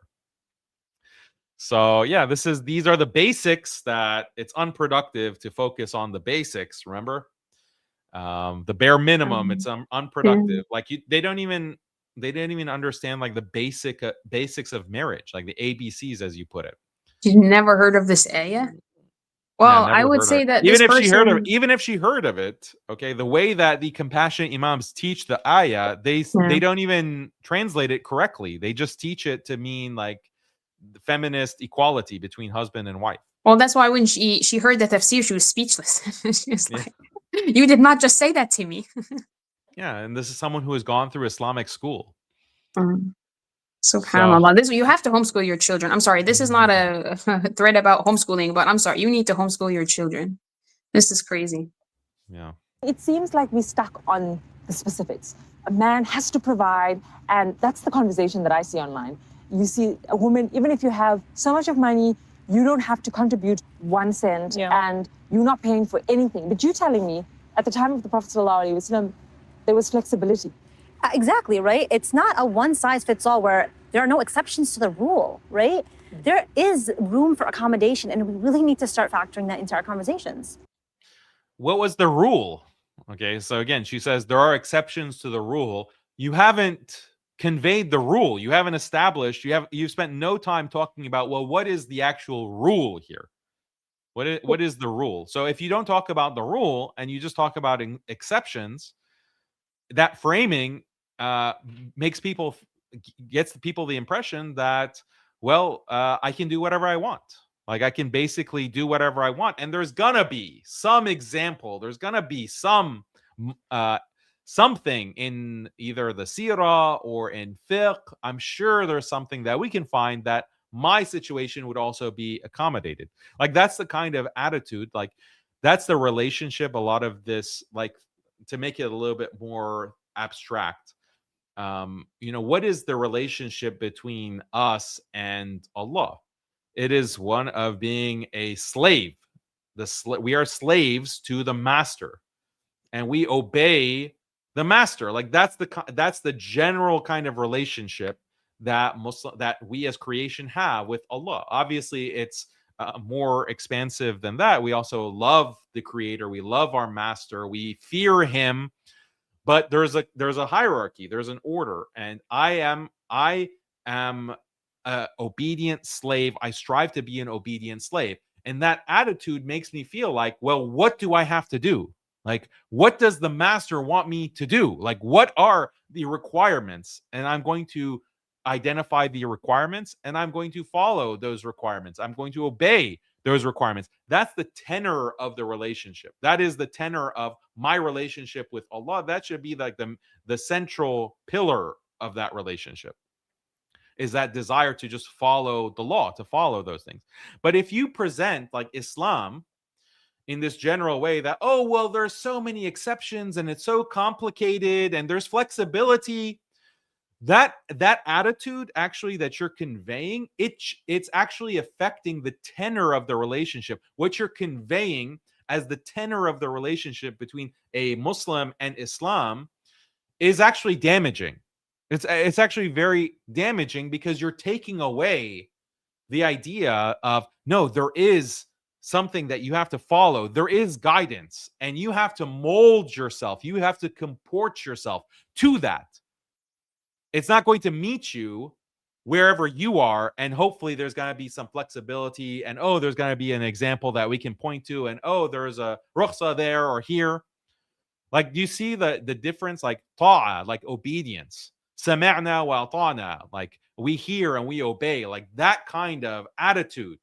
Like Asma, for even the example that she gave, Asma didn't just say, well, this is what I am. It's my iddah, but I want to go and cultivate my palm trees. No, she went immediately to the Prophet sallallahu alaihi wasallam, because her attitude was, radiallahu anha, her attitude was, I have to comport myself to the law, to the divine law, to Allah's will. Like What I Allah conform. wants.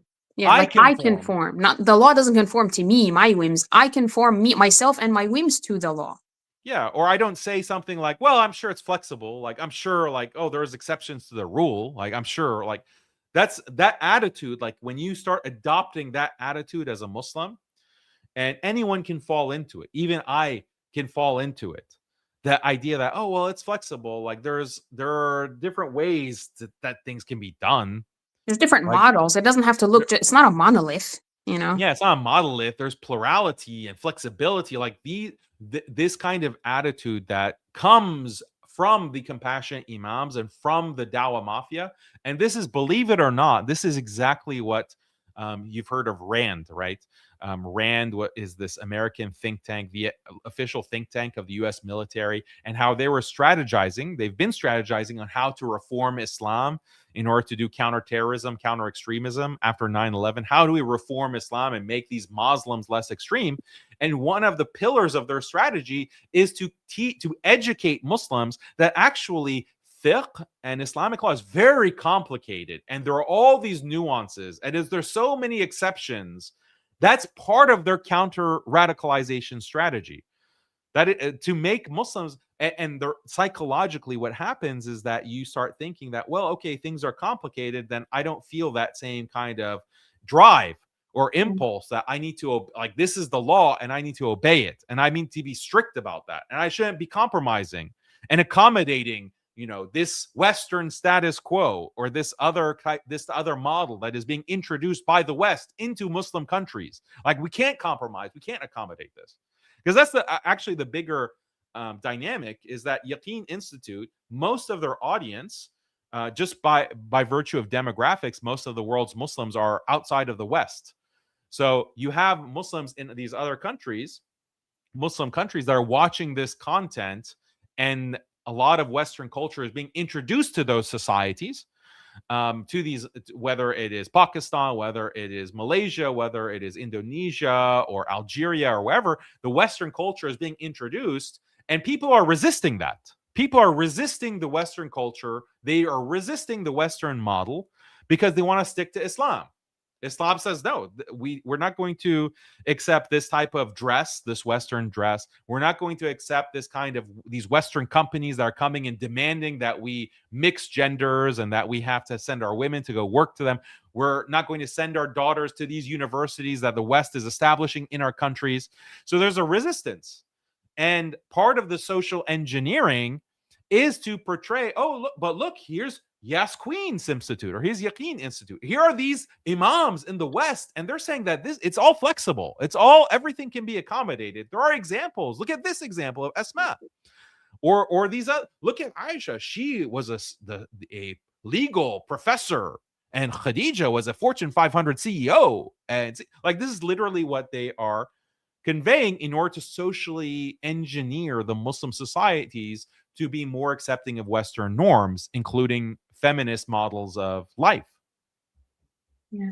It takes the wind out of your sails as a Muslim, as like a traditional minded Muslim who, as you're saying, wants to resist these Western changes and basically Western propaganda. It takes the wind out of your sails to hear, well, Islam is not actually what you think it is. You think that women are better off staying at home and being mothers, wives and mothers, prioritizing marriage and motherhood. That is what you think because you're a noob, because you're an extremist, and you actually don't know the seerah. If you were sophisticated and nuanced like me, like us, like these women in hijab, because they are wearing hijab, these sisters, mashallah. And again, we're not attributing malice to their hearts. Only Allah knows what's in their hearts. So we're not saying this is what they mean. They're doing this on purpose. This is what they're thinking. This is what's going on in their heads. I don't know, but I'm just saying they are used knowingly or unknowingly. Unfortunately, they can get used. It's very easy for them to get used. Look at the sisters in hijab, these two sisters, mashallah, wearing hijabs and everything, and they're telling you, see, because it would be different if a non-Muslim came up to me and said, like a colonizer, an obvious non-Muslim colonizer saying, hey, go to work right now, leave your family. I'd be like, no, forget you. Who are you? You don't know anything about Islam. But if a Muslim-looking person came and said the same thing, disguised in Islamic garb, their speech is couched in Islamic terms, littering Arabic words here, hadith, quoting ayat, reminding me of Asma radiallahu anha, reminding me of Aisha radiallahu anha, Khadija radiallahu anha, then I'm much, much more likely to listen and pay attention, and I'll sit up and start questioning myself, like, whoa, wait a minute. Oh no, I did hear that hadith, but I thought it meant something different. I think I'm wrong. Maybe I misunderstood. Maybe she's right. She sounds like she knows what she's talking about. Maybe I'm the idiot, maybe things are flexible. Maybe things are flexible. Maybe there isn't like one size fits all. Maybe there isn't some rule like that we all have to follow. And you start backtracking, and it's a very slow, gradual process. No one's going to overnight, change all of Islam because of this. But if you do this for years and years and decades, after a while, you're raising a whole new generation on something totally new. It's like this altered Islam. This is what I mean. I felt it. Wallahi, it's a very personal thing for me, and this is why I'm so passionate about it. I felt it viscerally, and it was like a punch in the gut for me, really. When I was 18 years old and I went to college and I left home for the first time, which in and of itself was like a very liberal thing to do, and I didn't know any better. I left my family, I left my parents, and I went to go to college at Harvard. And I was just surrounded by these things that kept daily baffling me. I was baffled because I was raised very, very sheltered, and I wasn't hanging out and mixing with like not really non-Muslims, and definitely not Muslims either in high school, whatever. So I'd never seen Muslims like this, who were like this, and I couldn't put my finger on what was wrong, but something was bothering me, and it made me feel very unsettled and very uneasy. I was like, why are they mixing so much, boys and girls, like young men and young women? We're all undergrads, 18 to 22 years old, and why are they so casual? This would be a fadiha. In Egypt, my parents, this would be a huge fadiha, huge scandal, like very ugly and very socially taboo. Why are they so okay going out to get pizza or ice cream together? Just chilling and flirting and joking. This is not okay. Or things like, why are they just going here, going there, or dress? Oh gosh, I saw people, subhanAllah, other Muslims and Muslim women and wearing certain things, and I was so baffled. I was like, wait, where is your mother? Why did your dad not what? And I didn't know. And the whole idea of don't judge. Well, oh man, don't judge. That really threw me for a loop. I cried when I the first. You can't judge because things are so flexible. I know things are so flexible. Islam is not what I think it is, or what I thought I was told, or what I thought I learned. You have a simplistic understanding. I have a very I'm a peasant. I'm a villager. I actually really am a villager, but that's beside the point. But I'm a peasant. I'm a commoner. I don't know like the sophisticated shuyukh what they're saying, and if I knew, I wouldn't be judging anybody. But yeah, someone was like, "Yeah, you're judging me. You started wearing abaya, and yeah, you don't hang out with guys. I feel like you're judging me." And so she feels it too. We talked about it. I'm like, wait, what? I remember very distinctly, we were sitting in a dining hall and I was like, judging. Wait, I'm sorry. Say again what I'm doing wrong. Because I didn't understand what the crime was that I was being accused of. She's like, you're judging me. I was like, meaning I did what exactly? Anyway, and I called another friend who was like 10 years older than me. And I asked her, what does judging mean? This girl said I was judging her. And she explained to me, she's like, these American Muslims. And she told me something I'll never forget. She said they are insecure about something they're doing wrong. This is what we were talking about earlier, the cognitive dissonance of this is what Islam says, and this is what I'm doing. I'm here and it's there. What is this gap? What do I do with it? I have to feel bad about myself, but I don't want to feel bad. So, okay, just get rid of the Islam part, the huda part, the guidance from Allah. I'm not doing anything wrong. I'm fine. There's nothing to feel bad about. So anyway, but by virtue of you being a practicing Muslim, wearing certain things, doing certain things, carrying yourself in a certain way vis-a-vis the opposite gender, or staying home, talking about motherhood, marriage, all of these things, you're making people, without you knowing it, you're accidentally making them feel bad about themselves because you're dredging up all these things that they've buried and all their insecurities. And again, we go back to the fixation on feelings. So people are fixated on their feelings. Mm-hmm. So instead of saying, yeah, I have to change, I am sinful, I am falling short of the ideal, basically what Yaqeen does, unfortunately, is they just shift the ideal to match where people are at, instead of elevating people to here's the ideal and here's where you are. But that's okay. We can lift you up and you can change yourself and make tawbah to Allah and make dua. Allah can change your head, no problem, and you can repent from anything and you can get better. Instead of saying that, they shift down, they bring down the ideal and say, you're here, oh, no problem. You don't like this ideal is bothering you. Here you go. Boom, feel better. Yay, problem solved. So it's it's delusion. You see the same thing on the conversation of like mahar and dawah. It's crazy. Yeah, no, absolutely. I think it's just like, you have to give me a certain amount. Now it's become like a symbol of your self-worth, right? Yeah. Like it's a price. This is my price. If you can't pay that price, go away. Yeah, and honestly, it's unfortunate because like even during the time of the Prophet ﷺ, a man comes up to the Prophet ﷺ, he hasn't got any money and he really wants to get married. And we have an example from the Prophet ﷺ who says, then I will marry you. And the Prophet ﷺ says, do you know anything about the Quran? He says, yeah, well, your ability to teach your wife Quran is something of value, and therefore I will marry you for that act, that educational service, right? So mahar, as early as the time of the Prophet ﷺ, was something of value, right? And what is the legal minimum of mahar?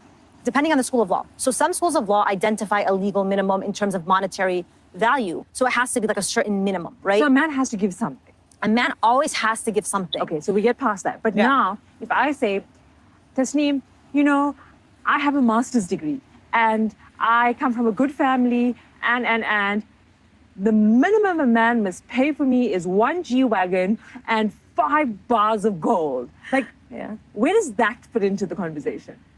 So I think this is like a totally separate conversation from Islamic law and custom and practice. And I say this because now conversations about mahar are shifting.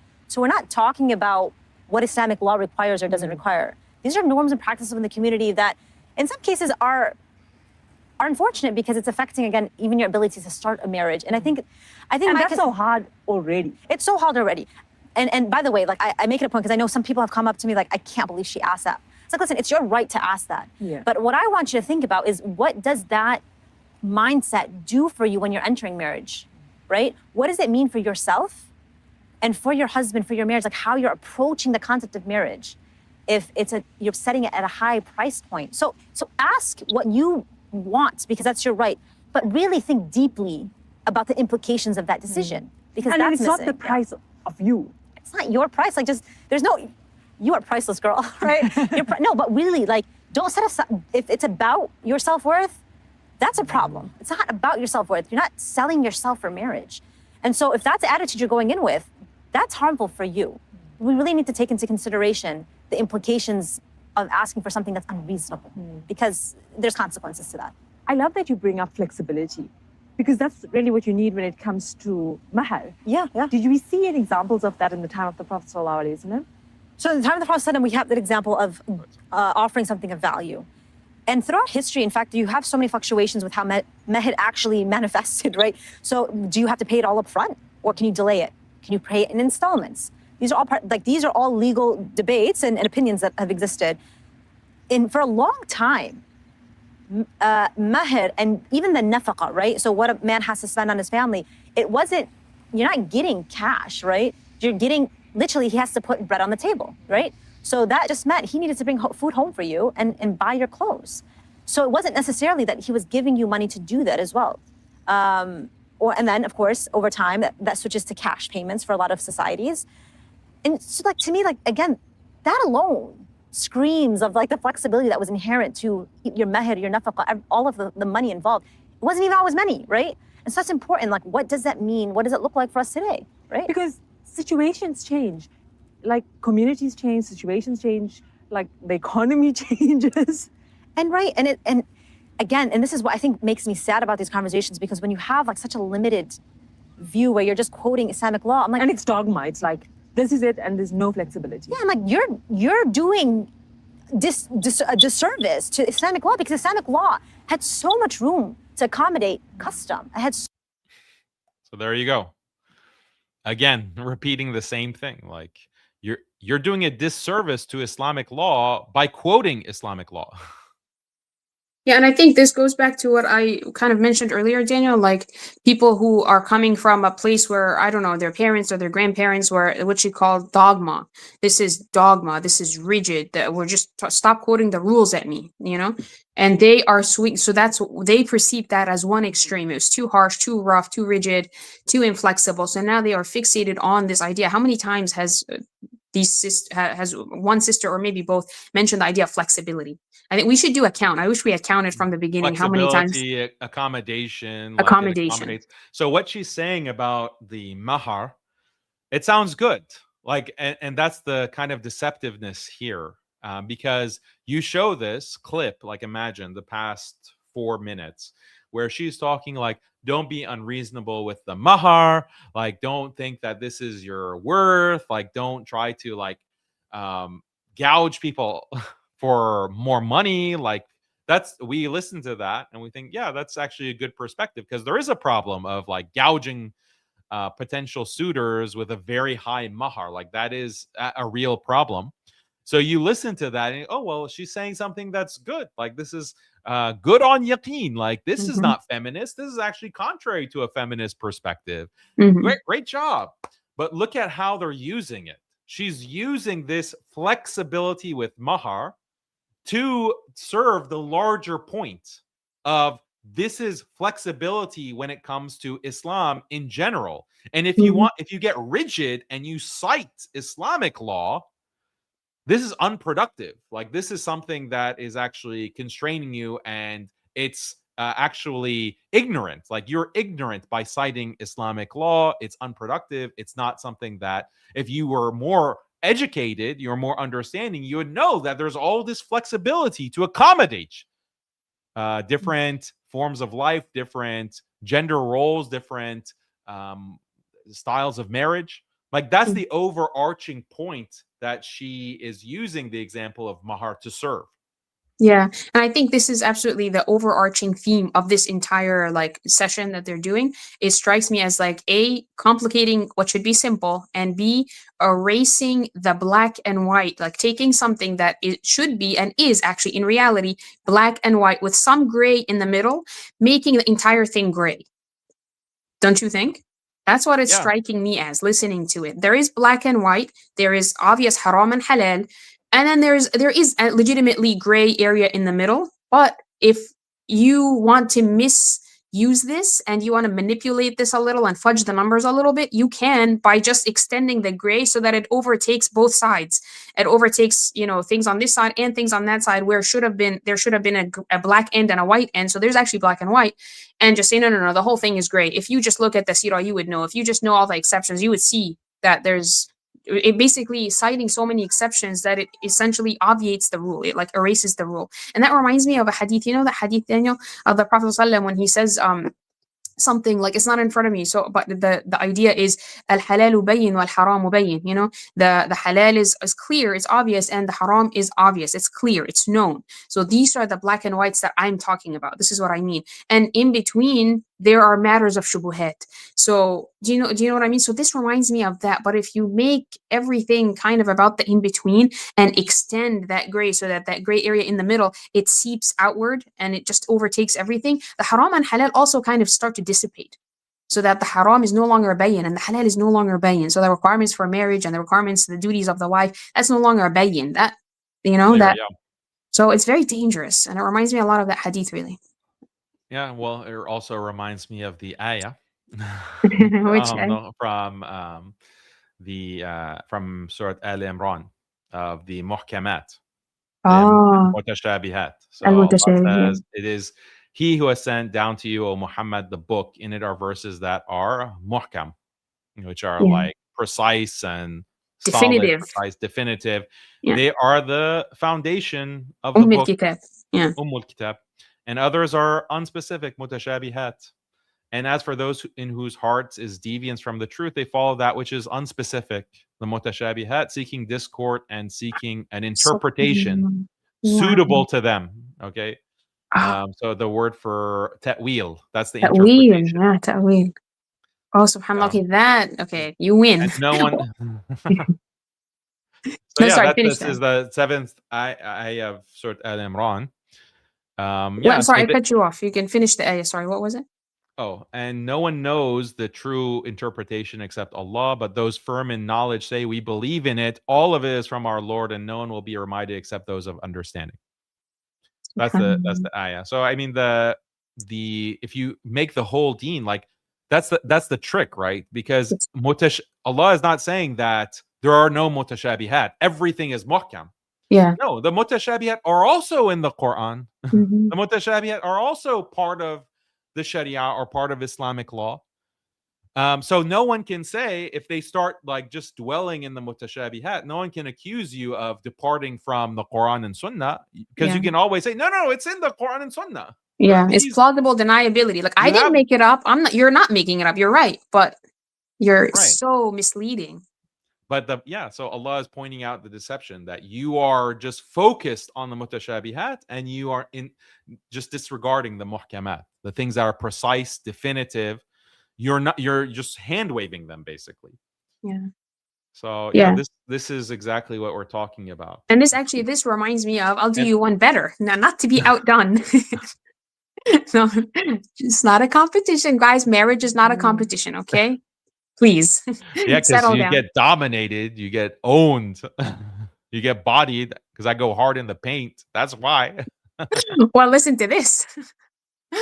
No, like the very famous ayah about in Surah Al-Baqarah also about Ramadan, شهر رمضان الذي أنزل فيه القرآن. This is one of the most beautiful descriptions of the Quran, because Allah kind of defines what the Quran is for us and what role it ought to serve and what its purpose is in our life. The Quran is not just symbolic, or keep in mind the ayah that you just recited, Daniel, about the mutashabihat al-muhkamat. So this is similar. This is شهر رمضان الذي أنزل فيه القرآن هدى للناس وبينات من الهدى والفرقان. So this is the relevant part. The ayah goes on, but this is the part that I want us to just kind of reflect on. The month of Ramadan, this is when Allah revealed or sent down the Quran, and this is the description of the Quran. أنزل فيه القرآن هدى للناس وبينات من الهدى والفرقان. So the word huda is repeated twice. And keep in mind the ayat I was talking about earlier about huda versus hawa, right? And also ذلك الكتاب لا ريب فيه هدى للمتقين. So the idea of huda, the Quran is huda, guidance. It's an actual book of guidance. It's a blueprint. It gives you guidelines and rules and regulations. It's not suggestions. It's not ذلك الكتاب لا ريب فيه يعني أفكار للمتقين يعني or just suggestions or you know. It's hudan lil muttaqin. This is a guideline and then in the Ramadan ayah, Allah says hudan lil nas. It is guidance for all of humankind, for people, guidance for people. Wa bayinat. This is the word that I think we need to focus on, just like muhkamat. Also the word bayinat from the word bayin, that which is obvious or clear. Or you know the surah al-Bayyinah, that surah, it's called surah al-Bayyinah, and this is like clear proofs or clear evidences or that which is clear and known. So Black this and white. idea, huh? What's black and white? Exactly, that's what's black and white. So the Quran is hudan linnas وبينات من الهدى والفرقان. All of these things, it's guidance for people, and it is bayinat, it is black and white, like known, clear, obvious, clear cut, definitive, structured. وبينات من الهدى والفرقان, of guidance, and al-furqan, criterion, that which judges between right and wrong, that which helps us judge between wrong al-haq wal-batil, the truth and falsehood, you know? So if you get rid of that, oh, there's no furqan, oh, there's no bayinat, and just make it all, it's all how you feel, and there's so many exceptions, and it's okay, whatever you're doing, there's probably a precedent for it somewhere. It's okay, you don't have to feel bad. What are you doing? So it contradicts so many ayat that talk about this, just like the Ali Imran ayah that you mentioned, Daniel, and I think this one also about bayinat. I just think it's so important. And if you're not aware of like the overarching and the underlying things of the words that are coming out of their mouths, you miss all this. You just say, what did she say wrong? Really, the sister didn't lie. I didn't spot anything that she was like making up. It's not that you're making up stuff or incidents from the seerah you're just fabricating, outright lying about. It's not that. It's your usage of it, and then your overarching framing that you're creating. You're creating a frame for us to view the seerah through and view Islam through, and a lens through which we should look at the world and look at Islam and our life today, you know? And that's what's deceptive. There's a deception there, there's a manipulation there, and we're not saying it's intentional. We're not trying to, again, attribute malice or ill intent to anybody. Well, but maybe not to her, like, yeah, but to the organization, like Yaqeen set this up. They spent a lot of money to go to this location in Turkey, it looks like, and they are producing it. They are reviewing it. And I know for a fact, because there are other du'at, like there are other Muslim speakers who do collaborations with Yaqeen. And there is one example where the da'i said that we had like a 30-minute conversation and the topic of marriage and feminism came up, and Yaqeen reviewed that and they cut out like 7 minutes because it was going to be offensive to women. And they said, yeah, we're going to cut this out. Sorry. feelings And they published fixation. it. Yeah, so they are editorializing. What they put out is deliberate things that they put out. Like if this sister had said that something like, well, you know, women actually, they should try not to work, because when we look at the model of the Sahabiyat and the Salaf, like they were mostly engaged with cooking, cleaning, taking care of children. We don't actually see like a daycare system being utilized by them. We don't see them saying, okay, I'm going to get married later and I'm going to go work to get money or to be educated. We actually don't see that from the seerah. If she had said something like that, would Yaqeen be publishing it? No. So what they put out, yeah, maybe that sister speaking is not deliberately putting out this kind of framing, but Yaqeen certainly is. Okay, let's continue the last part. So much room to accommodate different peculiarities, different like expectations and norms. And so like you see that again with anything regarding finances and most things regarding marriage. So when you get down to the dynamics of marriage, there's a huge conversation around obedience, that a woman has to obey her husband at all times. Talk to me about that. So you know what I think we need to start with is the word obedience itself. Because let's just acknowledge that a lot of us listening myself included, Will roll your eyes. it's not about rolling. Like, what do you think of when you hear obedience? You think of like a pet. You think about like a pet, like a dog obeys his master, right? So let's just acknowledge the unfortunate reality of how things are translated, right? Yeah. And the misunderstandings or some of the implications that come with a bad translation, right? Let's entertain the word obedience for a second here. Right. So is she saying that obedience is badly translated? Like, why is she making a big deal about translation? Like, I didn't get obedience- it.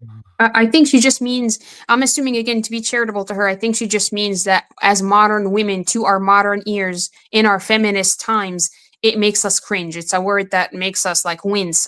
Obedience. Oh, don't tell me that. I think, I don't know. I'm not sure if that's what she means. That's just, I think think maybe. she's wincing herself. She's wincing at the term, and she's like, look how much more hesitant they are, and how slowly now with a lot of pauses they're talking now on this topic. It's a different cadence, Daniel. It's a very different cadence. Like the mood changed. Okay, like, and Yeah. it sounds like she's rolling her eyes herself. Yeah, the sister said, at yeah, this rolling concept. our eyes. They're just, I think they are, to be charitable to them, I think they're just trying to summon the popular social or cultural, trends of like, this is what, let's just acknowledge that, yes, modern women, if you tell them the word obedience, anything about, oh, a wife has to obey her husband, the modern women, what are they going to do? They are going to roll their eyes. And also, just as a total aside, I'm telling you, when I say I'm a villager, I don't, it's not a joke. Like she said, when you say obedience, what comes to your mind? And the other girl said a pet. Are you guys all growing up with pets? I never grew up with a pet, so that did not come to mind at all. I think it's a very like, maybe it's just a Western thing. I don't know. I'm kidding, but I didn't think of a pet. But I get the point. I think I get what she's saying. A pet, like a dog. A dog obeys its Yeah. master. But No, let's- yeah, You know anyway, what I let's think? see what they I say. think I think trad wives really ruined it for us because at least like the online phenomenon, Yeah. Because that's very new now, right? that's very new. The online phenomenon of like a trad wife does an extreme in some situations. I'm trying to qualify it here because I haven't watched everything online, but at least like a few I clips, watched a lot. the few clips I've seen online, what I see with this movement is that a wife exists for her husband. Yeah, almost worship your husband. Right? And so I think that the problem is now it's like, oh, she obeys her husband, and that's how it looks like. I must exist to please my husband. What else are you there for? That ruins it for the rest of us. Yeah, because you have no other contribution to society, like it's your husband or nothing. Forget the contribution to society. Like, no one lives, you don't live for another human being, you live for God, right? So What's your contribution to society as a woman? Why Being are a you so concerned CEO. about why are you so concerned about your husband, and why are you so concerned with serving him? So I don't think they're trying to portray feminists. I think this is their actual attitude. Like they see it as Their genuine passé. reaction. This is their genuine reaction.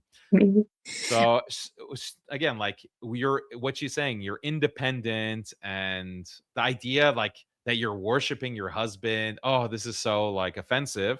So let's look at some hadith, okay, on the status of the husband. So when Mu'adh ibn Jabal came from Sham, he prostrated to the Prophet sallallahu alaihi wasallam, and the Prophet sallallahu alaihi wasallam said, "What is this, O Mu'adh?" And he replied, "I went to Sham and saw them prostrating to their bishops, and I want to do that for you." The Prophet sallallahu alaihi wasallam said, "Do not do that. If I were to command anyone to prostrate to anyone other than Allah, I would have commanded women to prostrate to their husbands." And then another narration adds, because of the rights that husbands have been given by Allah over their wives. And then the Prophet ﷺ continues, by the one in whose hand is the soul of Muhammad, no woman can fulfill her duty towards Allah until she fulfills her duty towards her husband. This is the importance in the status and the position of a husband over his wife, that even like this kind of prostration, obviously it's a prostration of respect. Obviously, we're not saying that this is literally worshiping your husband, but it's such a extreme amount of respect that is due, that the Prophet sallallahu alaihi wasallam was even considering, if I were to make it a command to prostrate to anyone, it would be the wife to prostrate to her husband. We're So not apologizing for shirk, guys. Please. So, Daniel, come on. yeah, I mean, who knows? Like someone might see this hadith and start accusing the Prophet. You want people I mean, to that's click this? actually that is. I think it was like a Salafi Wahhabi feminist. I think her name was Salafi feminist, and she denied this hadith. Maybe I'm mistaken. Oh, really? This, but she was like, "Oh, it's impossible. Like the Prophet ﷺ, this hadith can't be authentic because the Prophet ﷺ would never command shirk or something like that." What? Anyway, this is a side Missing the note. entire point. Yeah, yeah. So here's a hadith. If a woman prays her 5 prayers, fasts her month, guards her chastity, and obeys her husband, she will enter paradise through whichever gate she wishes. So obedience to the husband, again, like it's so critical. This is a critical part of entering paradise. Also, another hadith, whichever woman dies while her husband is pleased with her, then she enters paradise. So look at all of these hadith that are emphasizing the importance of the husband and obedience to him on part of the wife. So, but this is supposed to be like you roll your eyes or you say like, well, what about my contribution to society? What about my contribution? Or I'm an individual and I just have my obedience to God. And like, this is just a different model of marriage that has nothing to do with the sunnah. Yeah, I've actually, Daniel, I've encountered this so much online, like just me posting on Facebook in writing, I mean, and over the years, I have encountered this argument and it's a straw man. Okay, I've thought about it a lot because it's like, I'm like, what is wrong with this? Why is this so off? And what's wrong with it is that it's a total straw man. If you say, as a woman, as a Muslim woman, you tell other Muslim women, we should focus on our husbands, guys. We should prioritize your husband, obedience to him, serving him, supporting him, and just being a good wife and a good mother if you have children. If you say that simple message, people will strawman what you're saying to mean, oh, so you want me to worship my husband then, huh? You want me to just like worship him instead of Allah? Is that what you're saying? Like, who said that? Who said that? Why are you going so far away from what I said to make this comical cartoon of what you are trying to say that I said? You know, like they will parody what I'm saying to make it this parody of itself and then point to that and say, see, this is an illogical thing. I never said that illogical thing. The only person saying that is you. So stop it, you know? Yeah. But it's this straw man, and it's like what people, I think, what feminists have started resorting to because they don't want to face the facts of like, these are the hadith. This is what it really means. This is what Islam says. This is what we find in the Quran and the Sunnah. They don't want to face all that. So they make this absurd thing. They make it this absurdity and they point to it and laugh and say, oh, so I should worship other than Allah? Okay, you want me to worship a man, my husband, not Allah? Sorry, I worship only Allah. Sorry. You're telling me to obey my husband, so you're saying I should worship him. Yeah, it's just who made that illogical leap? Who made that jump? You. No one else is making that jump. You know, I never said that.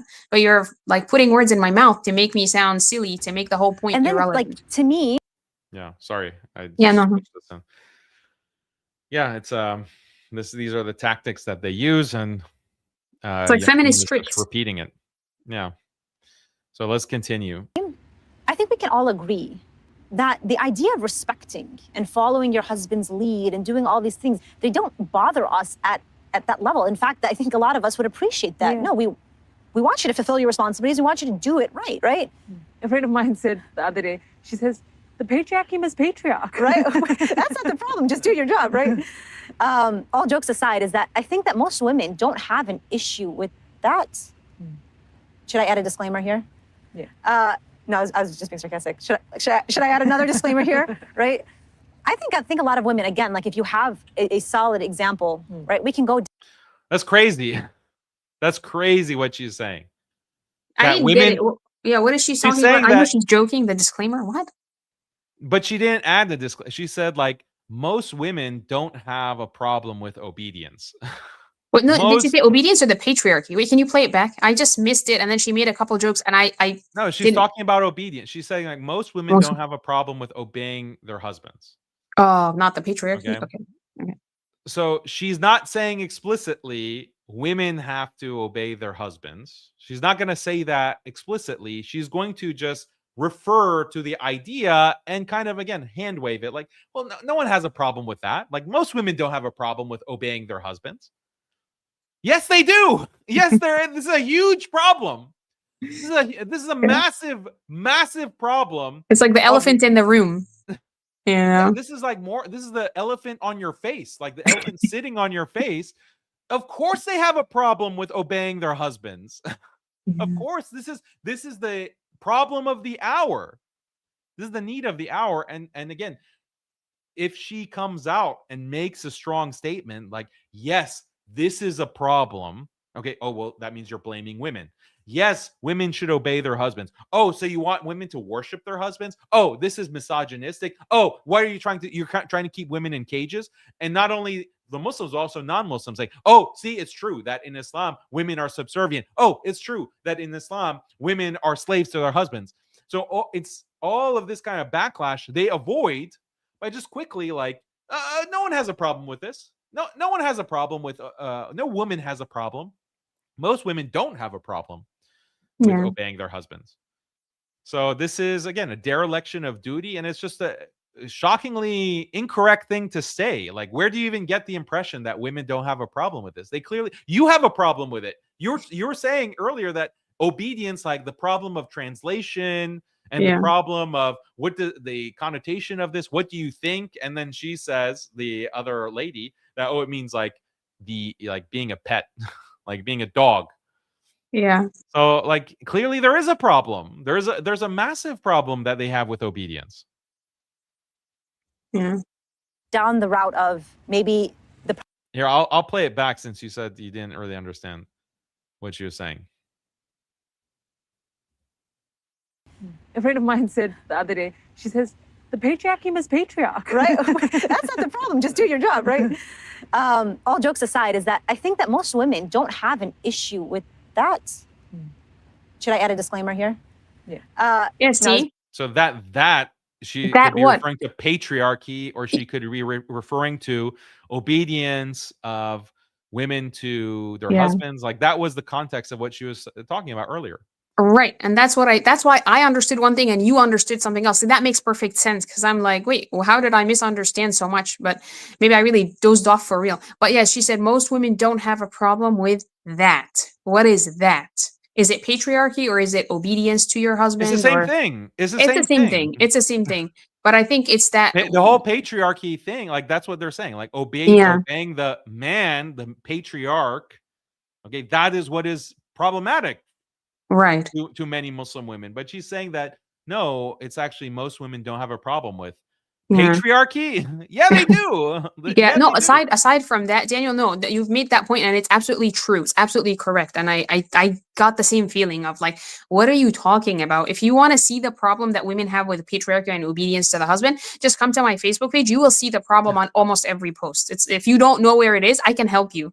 Just look at the comments. Adi, no problem. You'll see comment out problem after problem. These are the problems women have. You want me to be a slave? You want me to beg men for money? You want me to be a maid? You want me to be like, people get very explicit. This is the problem. This is how big of a problem some women have, Muslim women, with obedience to the husband and with patriarchy. So that's first of all. Second of all, I'm starting more and more as we progress through this interview. I'm starting to see the double speak or the generic nature of the wording. Like, I think I appreciate so much when people speak plainly. Like, I'm a very simple person in some ways.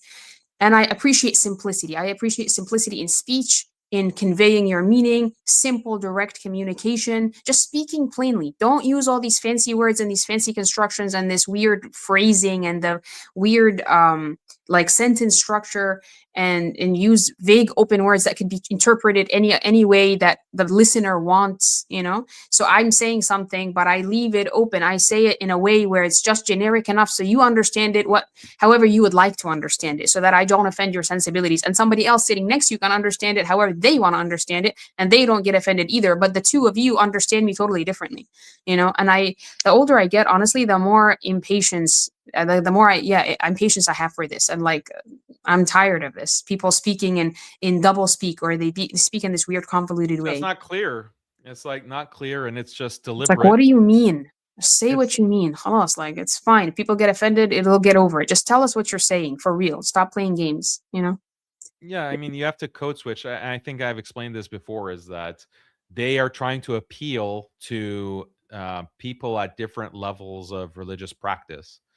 and they're very deliberately, consciously trying to appeal to people who have no religiosity at all, what they call the lowest common denominator. And if you're that, like, you have that kind of scope of audience, like people who are very religious and people who have no religiosity, and your whole message you want to, because earlier you could say in the history of Yaqeen, they were solely focused on the lowest common denominator and saying that, yeah, Muslims should support gay marriage and most LGBT rights, and yeah, there's all this toxic masculinity, and the genders are exactly equal, and the traditional man, like, this is not the sunnah, etc. Some of those examples I showed you from before in the stream. And then they got a lot of backlash. Yaqeen, and I take some of the credit for that. It's all your fault, Daniel. You really. They got all this backlash, and then they realized, okay, and trust me, like, I was part of Yaqeen, like, with it for a month before it was clear that it wasn't going to work out. But in that beginning point of me being with Yaqeen, I was telling them, like, it's important to address, like, first of all, make sure that we're within the bounds of Islam, like traditional Islam. And they kind of hand waved that. And then I said, like, okay, fine. Like, you're not concerned with these bounds of traditional Islam. And it specifically about the values, the organizational values, like what should we have as our organizational values at Yaqeen. And I was involved, like, in that conversation. Like the mission statement, sort of feedback. Yeah, not just the mission statement, but like the core values. And I said, one of the core values must be that we're not going to publish anything that violates traditional Islam, Orthodox Islam. That was my suggestion. They shot it down. What a noob. And that was like, whoa, wait a minute. Like, I was very confused by that. Anyway, but in a separate conversation with one of these board members, I was saying that, well, okay, fine. Like, aren't you concerned that religious Muslims are going to be very angry, and they're going to critique this, and they're going to push back, and they're going to reject what you're going to put out on these issues? And it was an attitude of, like, who cares? Like, who cares about these losers? Okay, who cares about these losers? We don't need them. That was their attitude.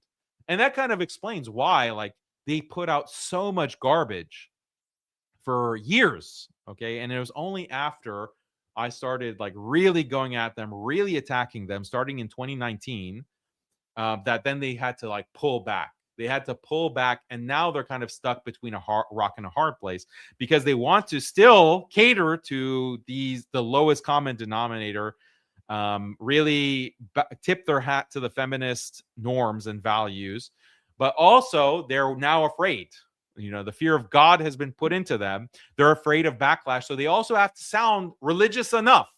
They have to sound religious enough. They have to sound like they actually care about the Islamic tradition. I'm not saying no one at Yaqeen cares about that, but maybe people at Yaqeen don't know this, but it's doubtful if the people at the top care in the same way that others care.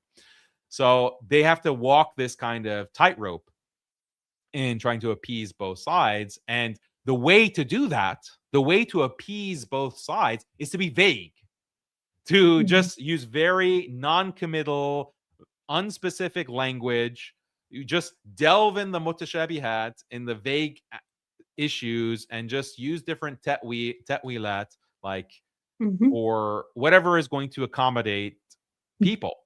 And leave it open, leave the wording, the phrasing even of how you're explaining things, leave it open to interpretation, so that this side can interpret however they want, and this other side can interpret however they want, and everybody's happy, and you won't get attacked. And yeah, plausible deniability on all sides. Like, you can always say that, no, like, whoever you're talking to, if you're talking to religious people, you can justify yourself. If you're talking to the liberal people, you can justify yourself.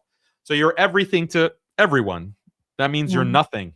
Actually, that doesn't work. That is very unsustainable, and it's just, subhanallah, it's very it's not truthful to the book of Allah. Allah talks about this very often, like about yukhfun, like people who hide or people who conceal.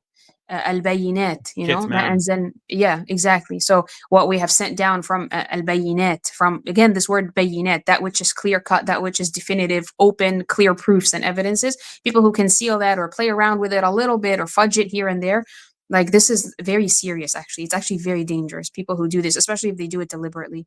Yeah, may Allah save us. But it's a very serious thing to do. It's not something to joke about, honestly. So we're not actually joking here. I'm worried about people who do this. May Allah guide us all. Okay, let's see. I was just being sarcastic. Should I add another disclaimer here? Right?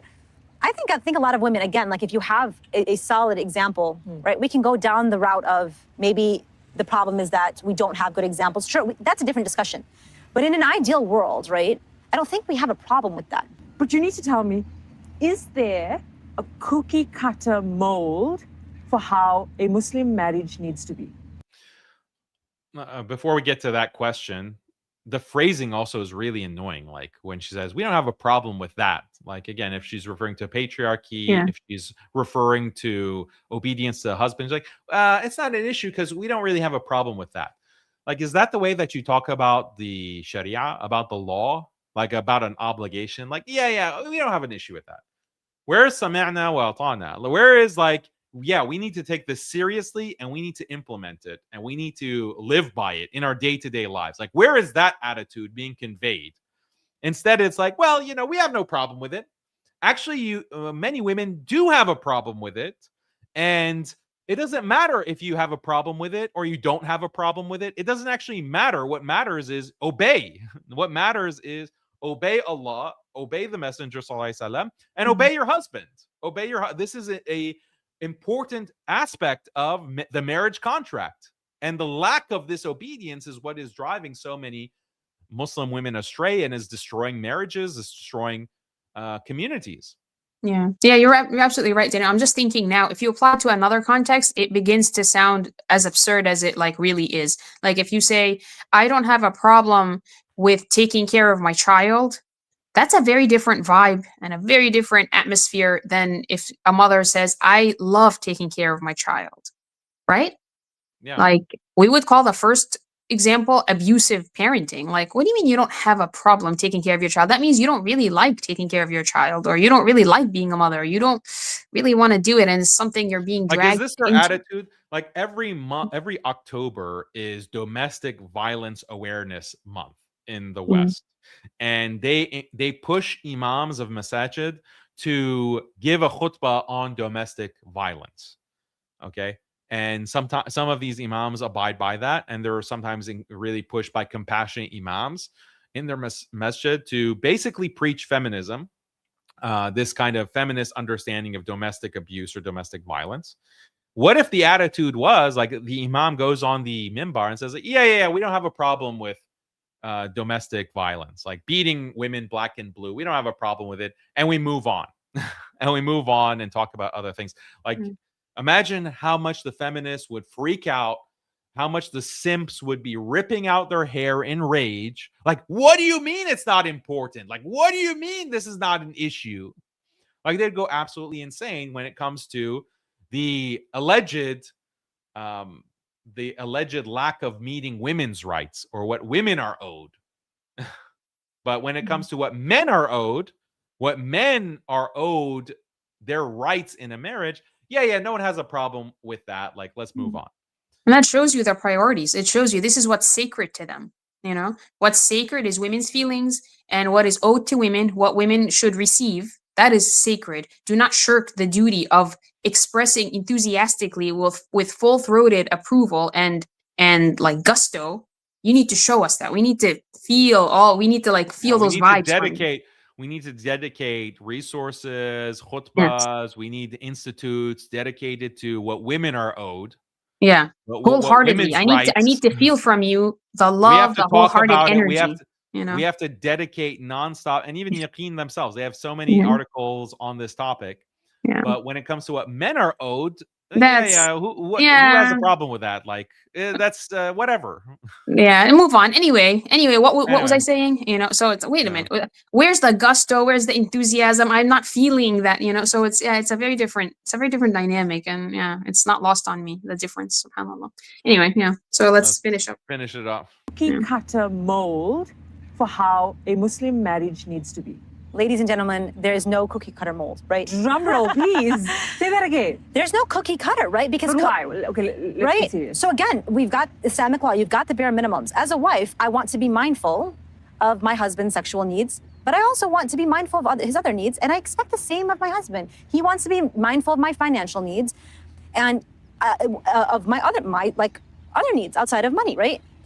I think of the Prophet ﷺ, like, the best of you, he says, sallallahu alaihi wasallam, are those who are best to their families. And I'm the best to my family. Islamic law is important because those minimums are important. But it's a compass and a blueprint needs to be formed with reference to custom and culture. I'm not saying throw out custom culture, al-aada muhakkama, that there's a legal principle that aada, custom, actually has legal room, right? That morphs into the two. What I'm saying is that we need to have ihsan in what we're doing, right? We need to push beyond the legal minimums, because if your marriage just functions on legal minimums, it's not going anywhere. Nothing functions on legal minimums, right? Exactly. Like, who are we kidding to think that nothing else does but marriage can, right? And so I think it's important, right? You need ihsan. It's always been more than what you have to do. It's what you should do, what you can do. How can you bring your best self to this relationship? And a big part of that is recognizing that marriage is ibadah at the end of the day. So before moving on, like, again, she has a very incorrect understanding of the Sharia and the law, that it's the legal minimum. No, ihsan, like the Sharia and Islamic ethics as a whole, encompasses ihsan. It encompasses not just halal and haram. It also encompasses what is mandub, for example, what is mustahab, what is recommended, what is sunnah, what is like makruh. Like, there are different ahkam. Like, it's not just the bare minimum in terms of halal or wajib or haram versus wajib. So ihsan is also encompassed by the divine law.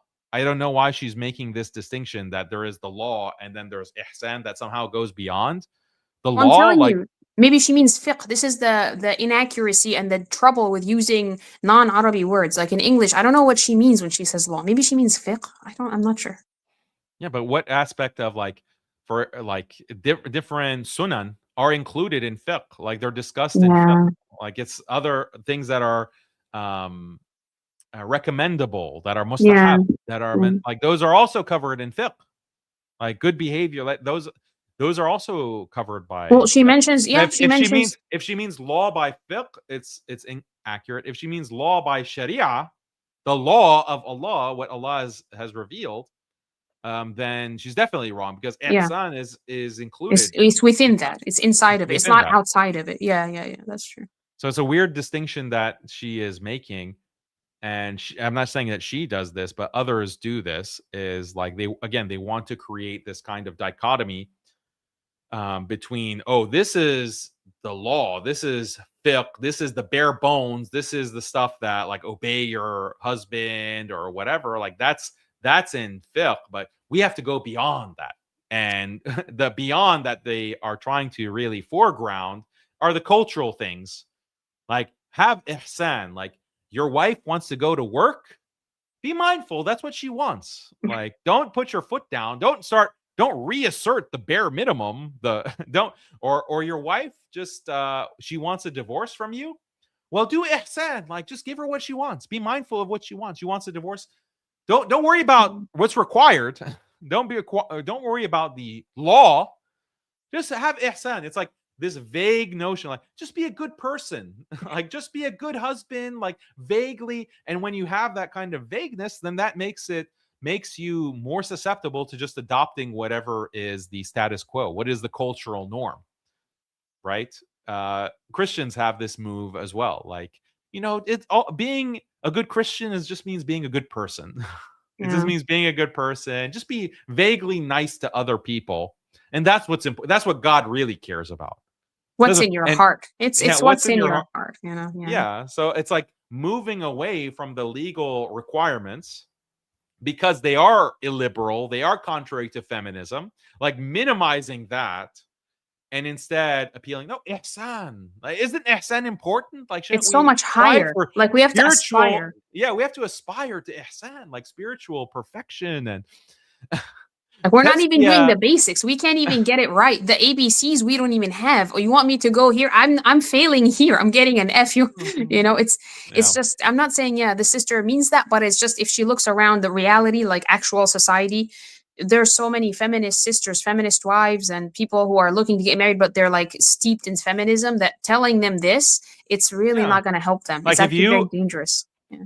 yeah, you are a intransigent wife, nushuz, like your arrogance and disobedience is off the charts, and your husband is going to cite a hadith, or he's going to say, well, actually, you're legally not allowed to leave the house without my permission, or you're legally allowed, like you must provide XYZ according to the law, according to a legal minimum.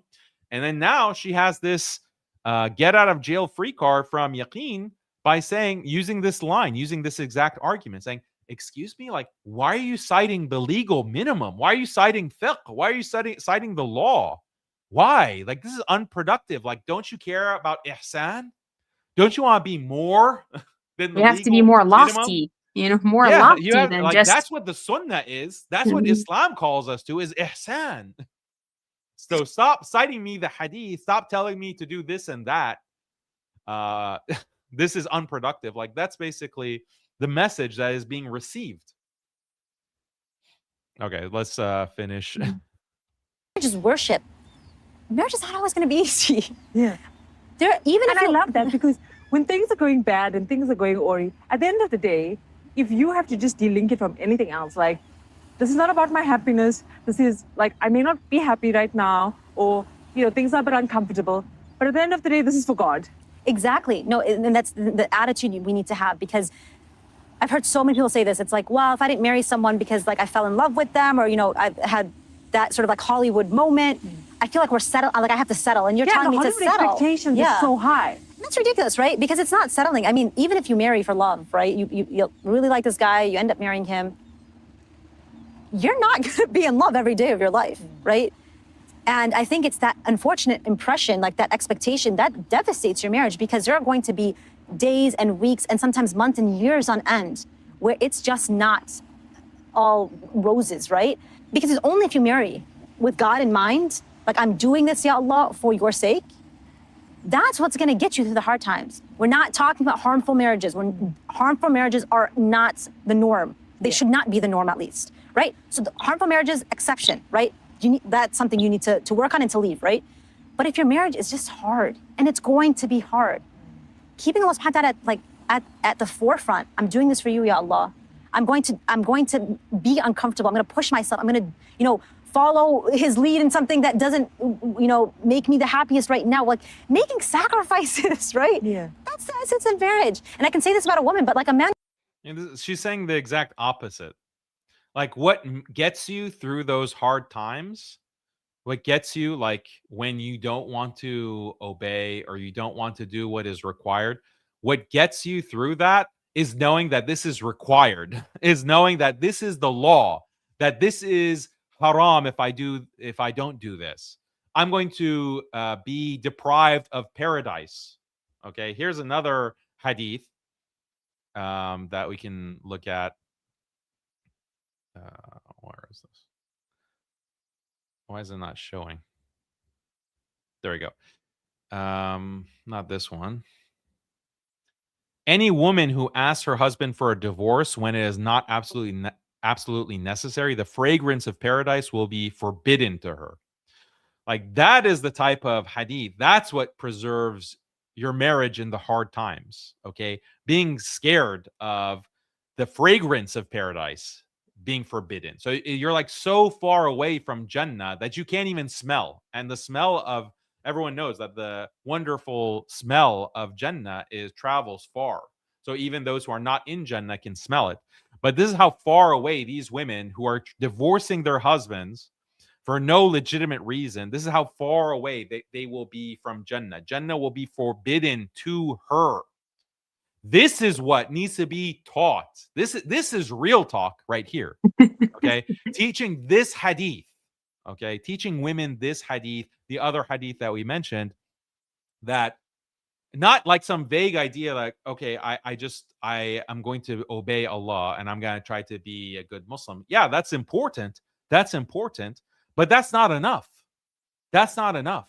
Like at the end of the day, someone can say, "Oh, well, I'm going to slip and I'm not going to do what is required of me because, I just don't feel like it." And then they divorce. It's too hard. It's too hard because they don't have the dire consequences in front of them. They haven't been educated on the dire consequences of disobeying these rights and regulations of marriage. And this is why the marriages are breaking up.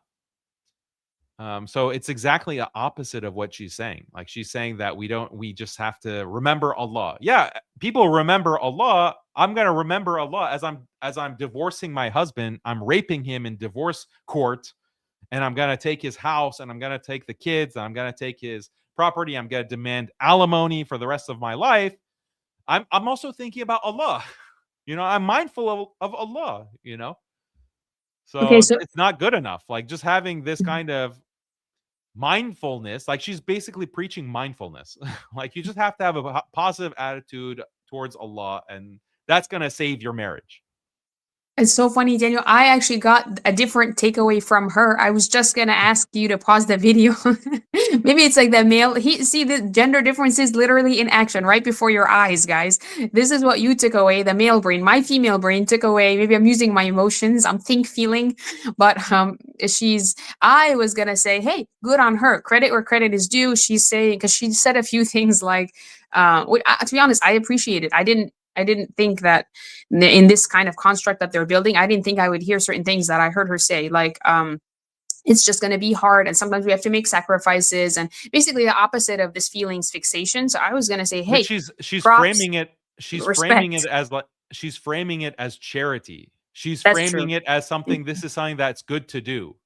No, it's something that you have to do. Yeah, you're absolutely right. So I didn't understand it as that. But if you add that element, then yeah, this is actually not good. It's because if you're Like if it were framing just it as an extra, were, but it's if it were in isolation, like separate from everything that she said in this talk and the entire framing and the entire orientation of what she's been saying, like that's a good message. Like just we all need to recognize that there are sacrifices in life, and we just have to grit our teeth and bear it, and always remember the higher aims of worshiping Allah. And that's a good message. That's a good message in isolation.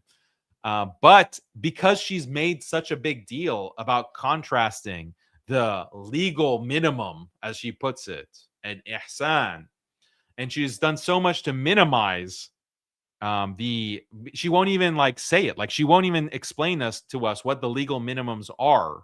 Like she had a hard time even talking about obedience. Like she basically hand waved that. When that's the framing, then the message that comes across is, well, just remember what's going to save your marriage is just have this focus on Allah, and that you have to make sacrifices and just focus on Allah, like as a spiritual exercise. But the Islam doesn't put, this is the wisdom of Allah. Allah didn't put the stability of marriage to be contingent on whether someone is, at a high level of spirituality or not. Allah legislated, the Sharia is legislated on the fact that these are things that even when someone is spiritually low, people's rights will be protected. People's rights will be protected even when there is no spirituality involved. It's not contingent on someone being spiritual. Your marriage should not be contingent on whether your wife is feeling spiritual at a particular moment. The marriage that goes up and down. That goes up and down, and the stability of the marriage depends on is the law actually going to be applied? Is the halal and the haram, is it going to be applied? Are your rights as a husband going to be applied?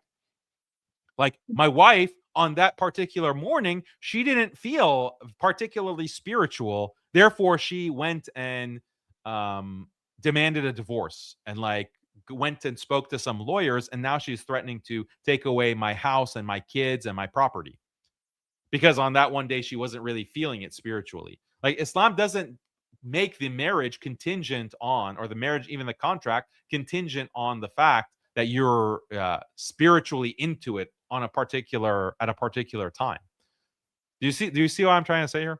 Yeah, no, I completely get that. And I think I missed that initially because I was just wowed by like, wow, good on you. You're talking about sometimes we don't have to follow our feelings. I'm very impressed. Thank you. You know, because it's refreshingly new to hear something like this from like in this sort of setup. But I think, yeah, you're absolutely right. The overall point actually is still missing. It's just so lacking, you know, and framing it as charity, because charity is something, you're right, you do when you feel up to it. Charity is not a must. And sometimes I do think that there's another American Islam thing I've noticed over the years is that punishment, we shy away from mentioning punishments. But sometimes, honestly, punishment, fear of punishment is the only thing that keeps you on the straight path. That's the only thing that keeps you on the straight and narrow sometimes. It's not like, oh, I want to attain this and this and this good thing. It's I just want to stay away from this bad thing. That's it. Yeah. And in Islam we have both. That's the mercy of Allah, you know, like the wings of a bird. Al-khawf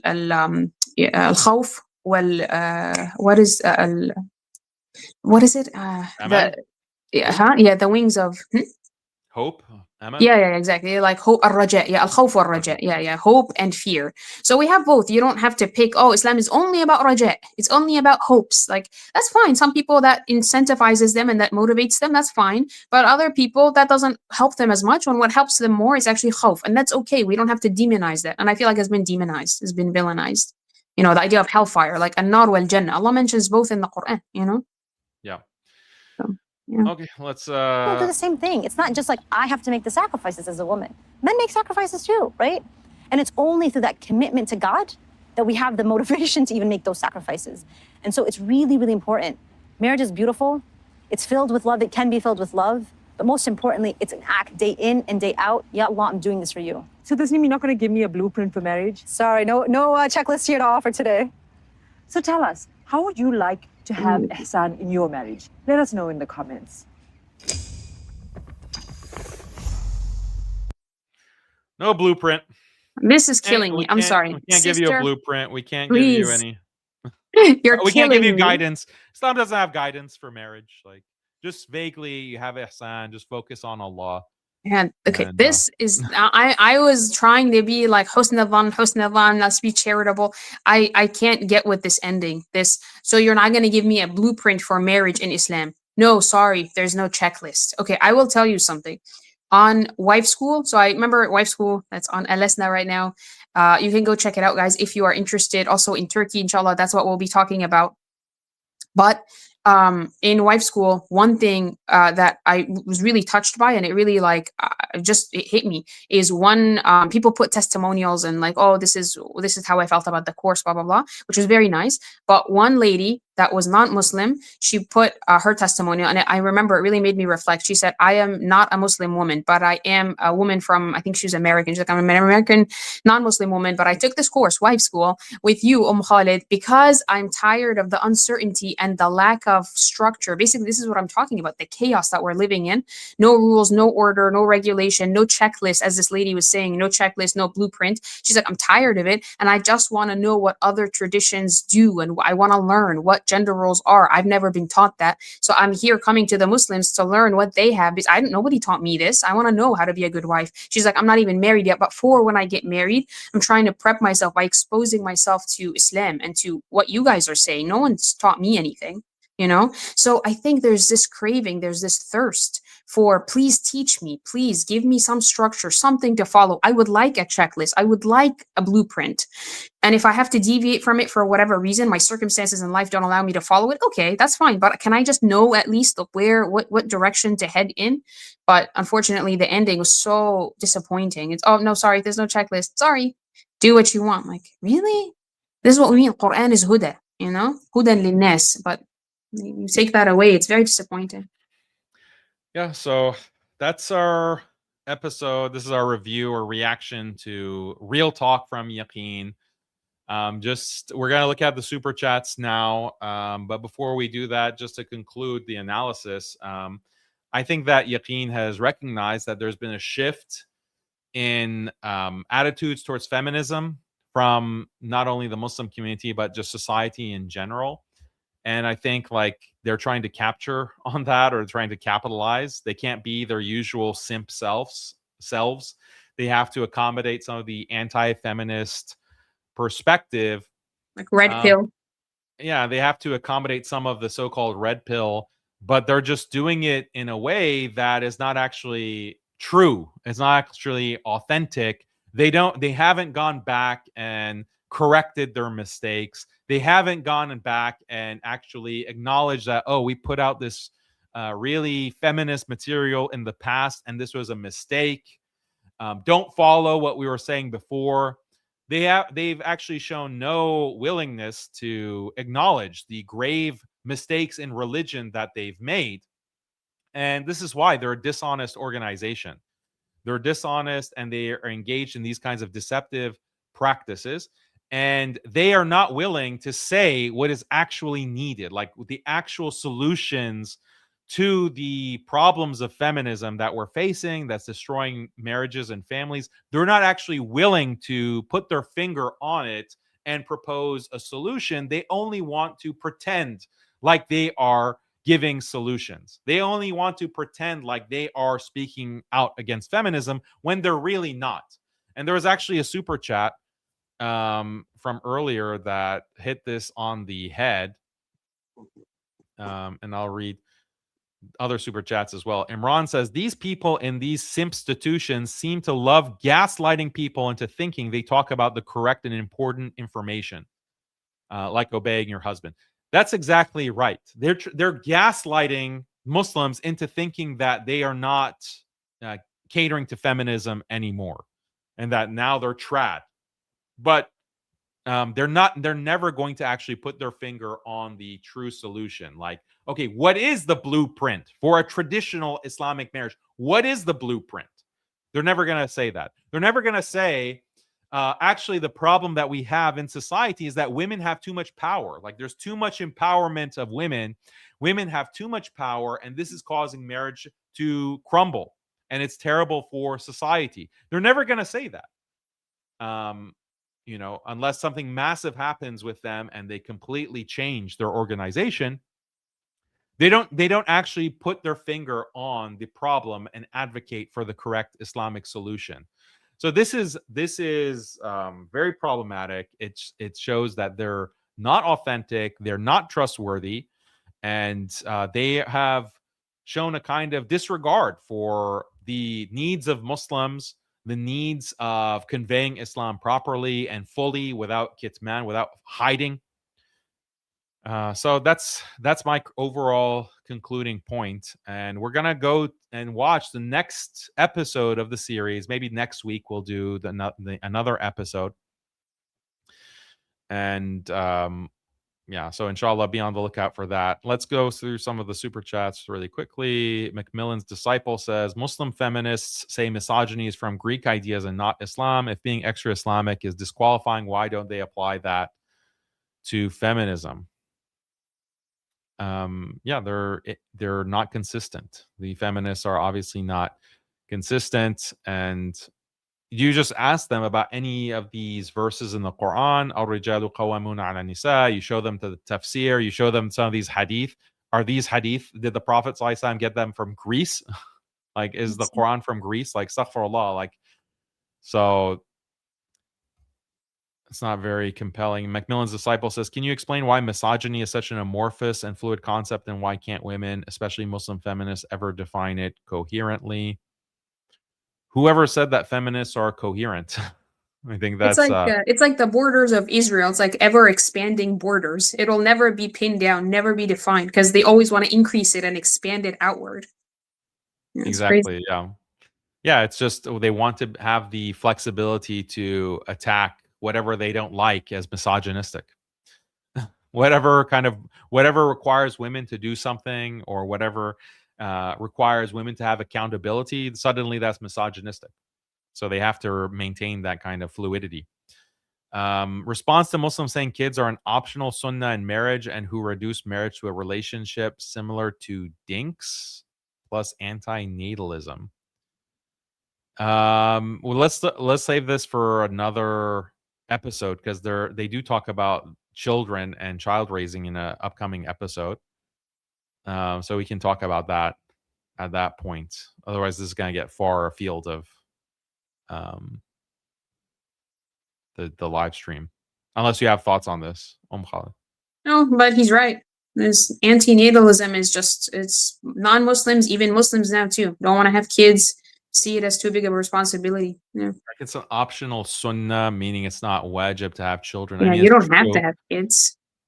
That's technically true. But it also depends on what like the husband says. Like if the husband wants children and she doesn't, or vice versa, if she wants children and the husband doesn't, like that's within their rights. So you should definitely discuss that before marriage because you don't want this to be a conflict that arises when you're married and suddenly you find out that, oh, my wife doesn't want any children, or vice versa. You need to settle that prior to marriage for sure.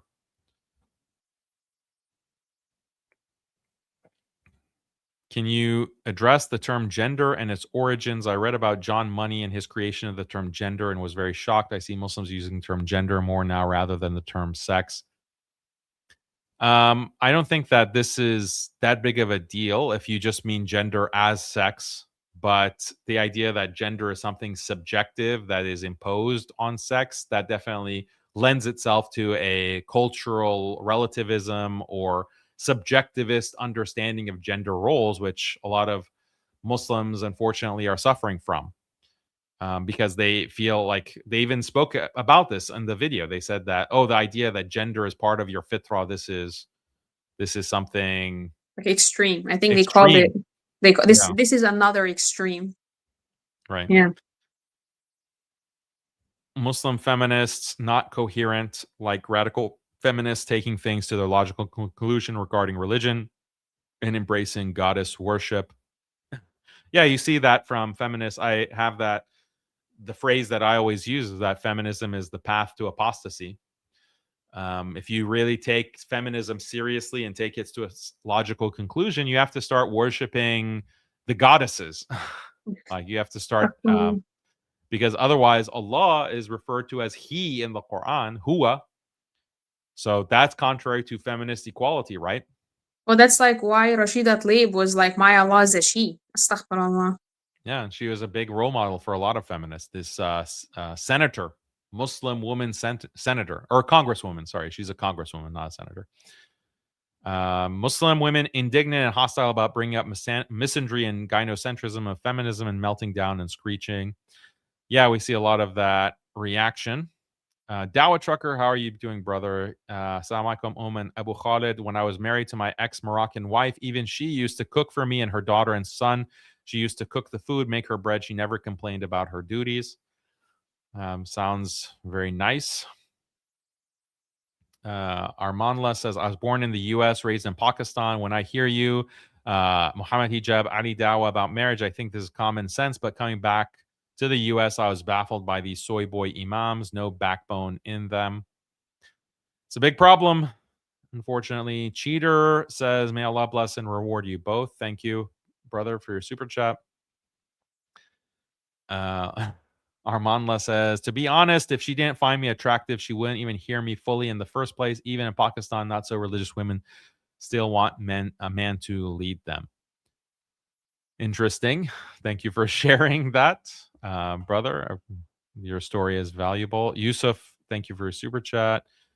Armanla says, thank you for teaching Islam, Mr. Daniel. You're admirable and a genius. May Allah give you Jannatul Firdaus. Salute for being a brave man. Thank you, Amin. Appreciate the super chats, bro.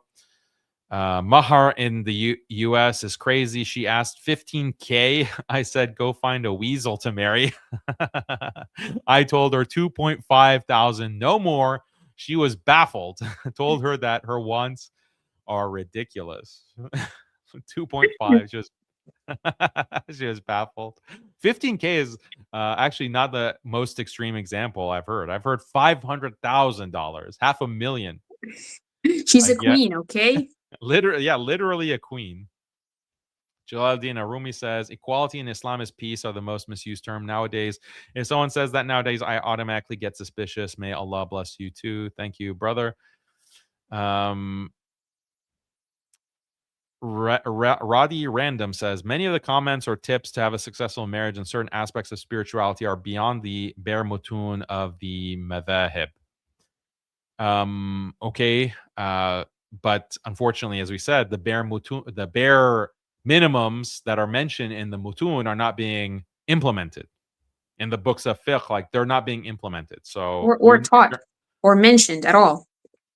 yeah, so it's kind of, this is a kind of deviance that we see historically, like people who they ignore the requirements and they want to go straight to the, you know, spirituality and the ihsan. Like, you're not even doing the minimum, you're not doing what's required of you, and yet you think you're going to be pious if you do go straight to ihsan. It doesn't make any sense.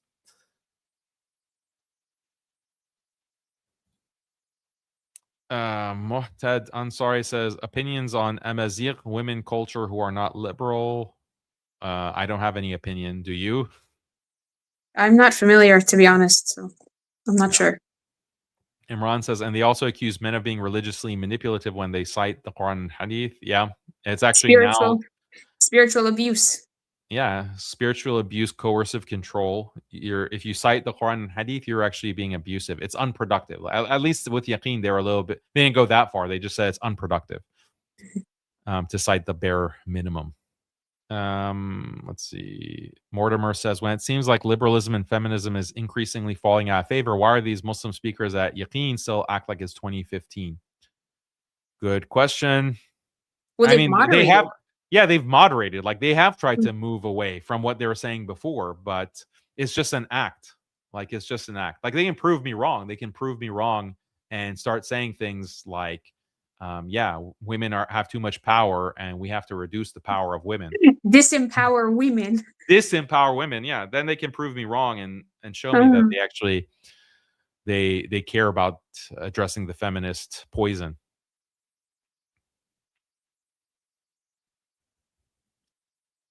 Some sheikh said the hadith about nation whose political affairs are led by women was specific about Persia, which was led by women. Please, can you refute? No scholar historically ever interpreted that hadith, that if you put the political affairs of your nation in the hands of a woman, you'll never succeed. No nation will succeed who does this. And you have the compassionate imams, these simps who are saying, oh, no, that's just about Persia. Okay, well, the Prophet ﷺ made a generic statement. He made a general statement, first of all. So are you accusing the Prophet ﷺ of not speaking clearly? Number one. Number two, no scholar historically ever had this interpretation. And what some of these charlatans do is they cite Ibn Hajar al-Asqalani. They cite his Sharh of Bukhari, Fathul Bari. They cite that and they say, oh, see, Ibn Hajar is saying it's specific to Persia. And they misquote Ibn Hajar. Ibn Hajar does not say this. They have mistranslated, they misinterpret that to dupe and to trick Muslims into thinking that it's specific to Persia, when in reality, no. This is a generic principle and statement made by the Prophet ﷺ, and it's implemented in fiqh. The scholars implemented it in their fiqh rulings. So that shows you that's not about a historical event. It's about a general principle. Okay, that's our review, our reaction. Thank you, everyone who contributed super chats, contributed comments. I hope you found it beneficial. Thank you, Khalid, for dedicating your time from your busy kids are waiting for the kids are waiting for me now, so I gotta go, actually. Yeah. Okay. Well, thank you so much. Well, we're gonna have more episodes reacting to the real talk. Okay, because their next episode is about Islamic scholarship. Is it misogynistic or is it not? This is what they're doing real talk on. And we're going to review that as well, because, again, distortions in that as well. So, okay. And also Global Ummah retreats. We're going to have marriage school.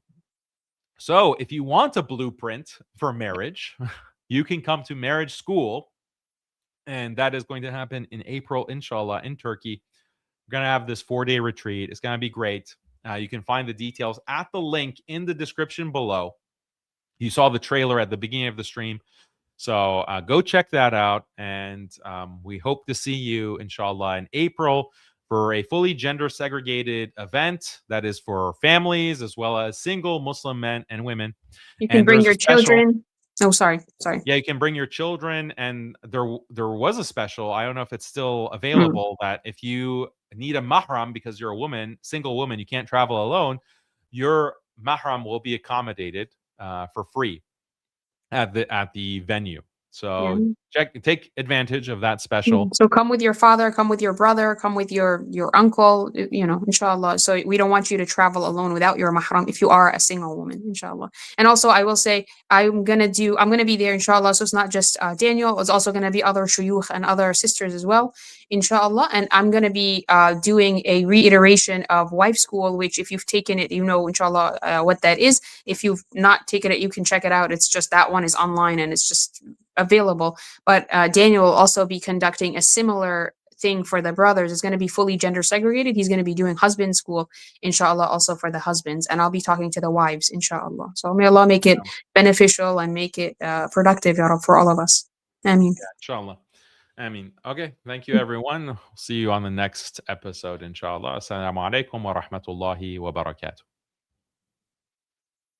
Are you single and tired of searching but never finding? Or maybe you're already married, caught in cycles of frustration, unmet expectations, or just feeling like something is missing. Or perhaps you're navigating the loneliness and pain after a divorce, unsure how to move forward, but knowing deep down this can't be the end of your story. Wherever you are in your journey, you're not alone, and you don't have to stay stuck. That's why we created Marriage School, a 4-day marriage revival retreat in Istanbul, Turkey. 4 transformational days, 5 powerful speakers, 1 unmissable opportunity to reset your marriage. For married couples, this retreat is your invitation to rediscover each other in one of the world's most beautiful cities. Imagine strolling through the historic streets of Istanbul, sharing beautiful moments with your family. Turn your marriage into a lifelong journey of sakina, where love is rekindled, passion is renewed, and your bond deepens through inspiring seminars, workshops, and experiences designed just for you. And for those sisters who need to bring a mahram, we have a special offer for you. Sign up and register, and your mahram joins for free. This is only for a limited time. Register now at the Marriage School at globalummahretreats.com. We'll see you in Istanbul, inshallah.